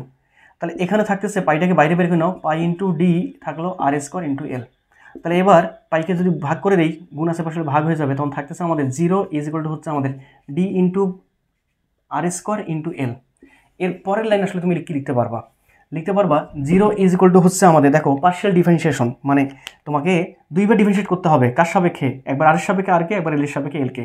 এবং আর এবং এল উভয় চলক পরিবর্তনশীল, একটার উপর আরেকটা, যার ফলে এখানে যে মেথডটা কাটবে সেটা হচ্ছে আমাদের ইউভি মেথড। আর ভাই ইউভি মেথড তোমরা শিখছিলা, ডিডি এক্স অফ ইউভি, তখন আমরা বলছিলাম ইউকে স্থির রেখে পরিবর্তন করি কাকে বলতো, যে কোনো একটাকে, সেটা হচ্ছে আমাদের ভিকে। এই যে ভি প্লাস ভিকে স্থির রেখে পরিবর্তন করবো এক্সের সাপেক্ষে কাকে বলতো, আমাদের ইউকে। তো সেই বিষয়টা আমি বলতেছি যে আমাদের এখানে আর এর উপর ডিপেন্ড করতেছে এলটা, এল এর উপর ডিপেন্ড করতেছে আরটা, যার ফলে দুইটাই পরিবর্তনশীল চলক, কার সাপেক্ষে, একটা হচ্ছে আর এর সাপেক্ষে আর, এবার হচ্ছে এল এর সাপেক্ষে এল। ওই কাজটাই করি আমরা। তো প্রথমে আমরা একটা কাজ করি, আরেকটা বিষয় তোমাদেরকে শেখাই যাতে পরে সুবিধা হয়। বলো DD x of x, answer কি তোমাদের এটা জানা আছে অবশ্যই, অ্যান্সার 1। তারপরে তুমি আমাকে বলো এখান থেকে ডিএক্স ইজ ইকুয়াল টু, আর গুণ করে দিলে যদি আমি দেই 1-এর সঙ্গে ডিএক্স গুণ করলে আমাদের ডিএক্সই হয়। তার মানে আমি স্পষ্ট একটা বিষয় বুঝতে পারলাম, যেখানে আমাদের ডিএক্স থাকবে সেখানে তার বদল কি লেখা যাবে বলতো, ডিএক্স লেখা যাবে। যেখানে আমাদের ডিএল থাকবে সেখানে অবশ্যই আমরা লিখতে পারবো কি বলতো, ডিএল এর বদল ডিএল এ লিখতে পারবো। ঠিক একইভাবে তুমি আমাকে এবার বলো DD x of x square, answer কি লেখা যাবে, লেখা যাবে 2x। তুমি এটা জানো, পাওয়ারটা সামনে আসলো, পাওয়ার যা ছিল তার থেকে একবার কমে গেল, এই তো। তাহলে এখন যদি আমি এখানে রাখি ডিএক্স স্কোয়ার, উপরেটা থাকলো, নিচেরটা ভাগ আছে, ওপাশে গুণ হয়ে যাবে, তার মানে এটা থাকছে 2x ইন্টু কি বলতো, ডিএক্স। ওকে, লেখা যাচ্ছে তো, হ্যাঁ যাচ্ছে। তাহলে এবার বলো, আমি আর স্কোয়ারকে স্থির রাখলাম, পরিবর্তন করবো, অর্থাৎ ডি এর সাপেক্ষে পরিবর্তন করবো কাকে বলতো, এলকে রাখলাম এইভাবে, প্লাস এবার এলকে স্থির রাখবো, পরিবর্তন করবো অর্থাৎ ডি অফ আর স্কোয়ার। কাজ তো শেষ, ইউভি মেথড আমাদের হয়ে গেল। ঠিক আছে, এই যে ইউভি মেথড যে কাজ করছিলাম সেই কাজটাই, প্রথমটাকে স্থির রাখছি, মানে একটাকে স্থির রাখি, পরেরটাকে ডিফারেন্সিয়েট করছি। আরটা কিস্তি রাখছি, তারপরটাকে ডিফারেন্সিয়েট করছি, কাজ শেষ। 0 ইজ ইকুয়াল টু থাকতেছে আমাদের আর স্কোয়ার থাকলো ডিএল। ডিএল মানে কি? ডিএক্স মানে যদি ডিএক্স হয় তাহলে ডিএল মানে হচ্ছে আমাদের এখানে ডিএল। ওকে, নিলাম। তাহলে এখানে এল এর জায়গায় এল থাকলো, মাঝখানে প্লাস ছিল, এল এর জায়গায় এল থাকলো। ডি আর স্কোয়ার মানে কত? তুমি খেয়াল করে দেখো, ডি এক্স স্কোয়ার মানে যদি আমাদের ডি এক্স স্কোয়ার মানে যদি এইটা হয়, তাহলে ডি আর স্কোয়ার মানে অবশ্যই কী হবে এখানে? টোয়াইস আর ইন্টু ডি কী বলতো আমাদের আর, এইটা। ওকে ফাইন, আমরা চলে আসছি শেষের দিকে। তাহলে এখান থেকে তুমি আমাকে বলো মাথা ঠান্ডা করে যে আমাদের এখান থেকে লেখা যাবে কি? লেখা যাবে আমাদের minus R square D L is equal to হচ্ছে আমাদের টোয়াইস আর এল, দেখো টোয়াইস আর এল ইন্টু কী বলতো আমাদের ডিআর। এই R square R cancel out হয়ে যায়, থাকতেছে আমাদের minus R into D L is equal to হচ্ছে আমাদের twice L into D R. Okay, তাহলে এবার একটু কাজ করে ফেলি। কীরকম কাজ তোমরা একটু খেয়াল করে দেখো। আমরা এখান থেকে এভাবে লিখতে পারবো না, কীভাবে লিখতে পারবো একটু খেয়াল করে দেখো, একটু সাজাই না সুন্দরভাবে, এইটার মতো করে সিগমার মতো করে সাজাই নিবা। হ্যাঁ, তাহলে এবার বলো, এই যে এল থাকলো ডিআর থাকলো, আর এখানে একটা গুণ আছে আসলে ভাগ হয়ে যাবে, তার মানে এখানে আর ইন্টু ডিএল, আর এখানে টুটা ছিল, এই টুটা মাইনাসটা এই পাশে গেল, আর টুটা ছিল না, এই টুটা আমাদের এইখানে এসে ভাগ হয়ে গেল। ওকে, তাহলে এখন তুমি আমাকে বলো মাথা ঠান্ডা করে বলো এই পুরোটা দেখতে কার মতো লাগতেছে? দেখো তো, এখানে ডিআর বাই আর আমি একটু সাজায় লিখি। কোথায় লিখবো? সাজায় এইখানে লিখলাম, এই যে আমাদের হাফ থাকলো এখানে ইজ ইকুয়াল টু হচ্ছে আমাদের মাইনাস থাকলো, সাজায় লিখতেছি কিন্তু ডি আর ডিভাইড বাই, এখানে লিখি ডি আর ডিভাইড বাই আর, আর নিচে লেখা যাবে দেখো তো ডি এল ডিভাইড বাই, এলটা গুণ আছে নিচে দিয়ে ভাগ করে দিব, সমস্যা নেই, এই যে ক্যাপিটাল এল। তুমি এবার বলো তো আমাকে এই পুরোটা মিলে কার মতো লাগতেছে? এই পুরোটা কি আমাদের এটার মতো নয়? হ্যাঁ, এটার মতো। তার মানে আমি স্পষ্ট বুঝতে পারলাম এই পুরোটাই হচ্ছে আমাদের সেই সিগমা, আর এখানে হচ্ছে আমাদের হাফ। তার মানে আমি স্পষ্ট বুঝতে পারছি সিগমা ইজ ইকুয়াল টু হচ্ছে আমাদের পয়েন্ট কত বলতো আমাদের 5 এত। তার মানে আমি স্পষ্ট বুঝতে পারলাম যে আমাদের এইখানে যে ম্যাথটা আছে, এই ম্যাথের যে অ্যান্সারটা হবে সেই অ্যান্সারটা হবে আমাদের সিগমার মানটা যেটা, ঠিক আছে? এটা হচ্ছে আমাদের পয়সনের উপর সিগমা ইজ ইকুয়াল টু হচ্ছে আমাদের 0.5। তো আশা করি তোমরা এই বিষয়টা বুঝতে পারছো, ফিলও করতে পারছো। তো তোমাদের কাছে এতটুকু রিকমেন্ড করবো, শুরু থেকে শেষ পর্যন্ত ভিডিওগুলো সুন্দরভাবে সাজানো গোছাই দেওয়া আছে, জাস্ট তোমরা দেখে নিবা। দেখানোর পর তোমরা বোর্ড প্রশ্নে চলে যাবা, দেখবে একটা ম্যাথে তোমার সমস্যা হচ্ছে ইনশাল্লাহ। একটা জাস্ট বিষয় দিয়ে আমি জাস্ট কয়েকটা জিনিস তোমাদের লিখে দিয়ে শেষ করে দেবো, কারণ এখান থেকে তোমাদের এমসিকিউ পরীক্ষা আসতে পারে। জাস্ট 3-4টা চলক, আমরা কটা চলক পাইলাম বলো তো এ পর্যন্ত? কটা চলক পাইলাম? ধ্রুব কটা পাইছি? কয়েকটা। একটা পাইছি আমরা কাকে পাইছি? আমরা পাইছি ইয়াঙ্কের গুণাঙ্ক ওয়াই, দৃঢ়তার গুণাঙ্ক ইটা, তারপরে পাইছি আমরা বাল কনস্ট্যান্ট বি, আরটা পাইলাম হচ্ছে পয়সনের উপর দ্যাট ইজ সিগমা। এই 4টা ইয়ার মাঝে তোমাদের একটা সম্পর্ক সুযোগ এগুলো আছে 3টা। তো তোমরা এগুলো লিখে নিবা, কারণ তোমাদের এটা 3টার মাঝে একটা এমসিকিউ আসলে একটা আবার হবে না, আবার পরীক্ষা এমসিকিউ দিয়ে দিবে। তো লিখে নিবা ওয়াই ইজ ইকুয়াল টু হচ্ছে আমাদের 3b ইন্টু 1 - 2 সিগমা। তাহলে এটা কার মাঝে সম্পর্ক? ইয়াঙ্কের গুণাঙ্কর মাঝে, ইয়াঙ্কের গুণাঙ্ক এটা, বাল্ক কনস্ট্যান্ট আয়তন গুণাঙ্ক, এটা হচ্ছে আমাদের পয়সন অনুপাত। এই 3টার মাঝে সম্পর্ক হচ্ছে আমাদের এটা একটা। তারপর একটু লিখে নিবা যে আমাদের ওয়াই ইজ ইকুয়াল টু হচ্ছে আমাদের 2 ইটা ইন্টু 1 প্লাস সিগমা, এটা একটা। আর আরেকটা সম্পর্ক পাবা 9 ডিভাইড বাই ইয়াঙ্কের গুণাঙ্ক ইজ ইকুয়াল টু হচ্ছে আমাদের 3 ডিভাইড বাই দৃঢ়তার গুণাঙ্ক প্লাস 1 ডিভাইড বাই বি। এই যে এটা একটা, এটা একটা, আর এইটা একটা। এই 3টা শুধু তোমরা একটু লিখে নিবা, কারণ কোনটা পরীক্ষা আসবে এমসিকিউয়ে বলা মুশকিল। তো এই 3টা হচ্ছে আমাদের জাস্ট এই সহগের সঙ্গে সহগদের সম্পর্ক কীরকম সেটা আমাদের, যে কোনো দুটো সহগের মান দেওয়া থাকবে, আরটা বের করতে বলবে, তখন তোমাকে দেখতে হবে আসলে কার সঙ্গে কার সম্পর্ক দেওয়া আছে। দেখো প্রথমটা ওয়াই বি তোমার সিগমার সঙ্গে সম্পর্ক, পরেরটা ওয়াই ইটা সিগমা, ইটা কিন্তু পরিবর্তন হয়ে গেছে, বি এর জায়গায় ইটা চলে আসছে, আর এটা ওয়াই ইটা বি। দেখো ওয়াই ইটা বি, তার মানে কার মতো লাগতেছে? ওয়াই ইটা কই, ওয়াই ইটা বি দেওয়া নেই, দেখো 3টাই ভিন্ন কিন্তু জিনিস। তো আশা করি তোমরা এই বিষয়গুলো বুঝতে পারছো। তো আজকে পর্যন্ত থাকতেছে, ক্লাসটা তোমরা ফুললি A to Z করো, করার পর তোমরা কমেন্টসে জানিয়ে দাও যে ভাই এই ক্লাসগুলো কেমন লাগতেছে বা কেমন হচ্ছে না হচ্ছে। তোমাদের কমেন্টসের উপর ডিপেন্ড করবে তোমাদের সামনে ক্লাসগুলো, কারণ আমরা চাচ্ছি ফার্স্ট পার্ট সেকেন্ড পার্ট, পদার্থবিজ্ঞানের first part second part A to Z short সিলেবাসে যে কটা আছে আমাদের অধ্যায়, সেই কটা অধ্যায় পরীক্ষার আগে তোমাদের দিয়ে দিতে হবে। আর এভাবে দেখলে পরে সুবিধা একটাই হবে, পরীক্ষার যে কোনো কোশ্চেন তুমি অনায়াসে সলভ করতে পারবা। আর তোমাদের কাছে এতটুকু রিকমেন্ড করবো বা রিকোয়েস্ট করবো, তোমরা টেস্ট পেপারগুলো সমাধান করতে থাকো। টেস্ট পেপারে যাও, টেস্ট পেপারে গিয়ে দেখবে একটা কোশ্চেনও আর আটকাচ্ছে না, ঠিক আছে? একটা কোশ্চেনও আটকাবে না, তুমি এই ক্লাসটা করে যাও, টেস্ট পেপারে দেখবে একটা কোশ্চেন, একটা এমসিকিউ সিকিউ একটা আটকাবে না ইনশাল্লাহ। তো আজকে বন্ধু থাকলো, ভালো থাকো, সুস্থ থাকো, আল্লাহ হাফেজ, আসসালামু আলাইকুম রহমতুল্লাহ।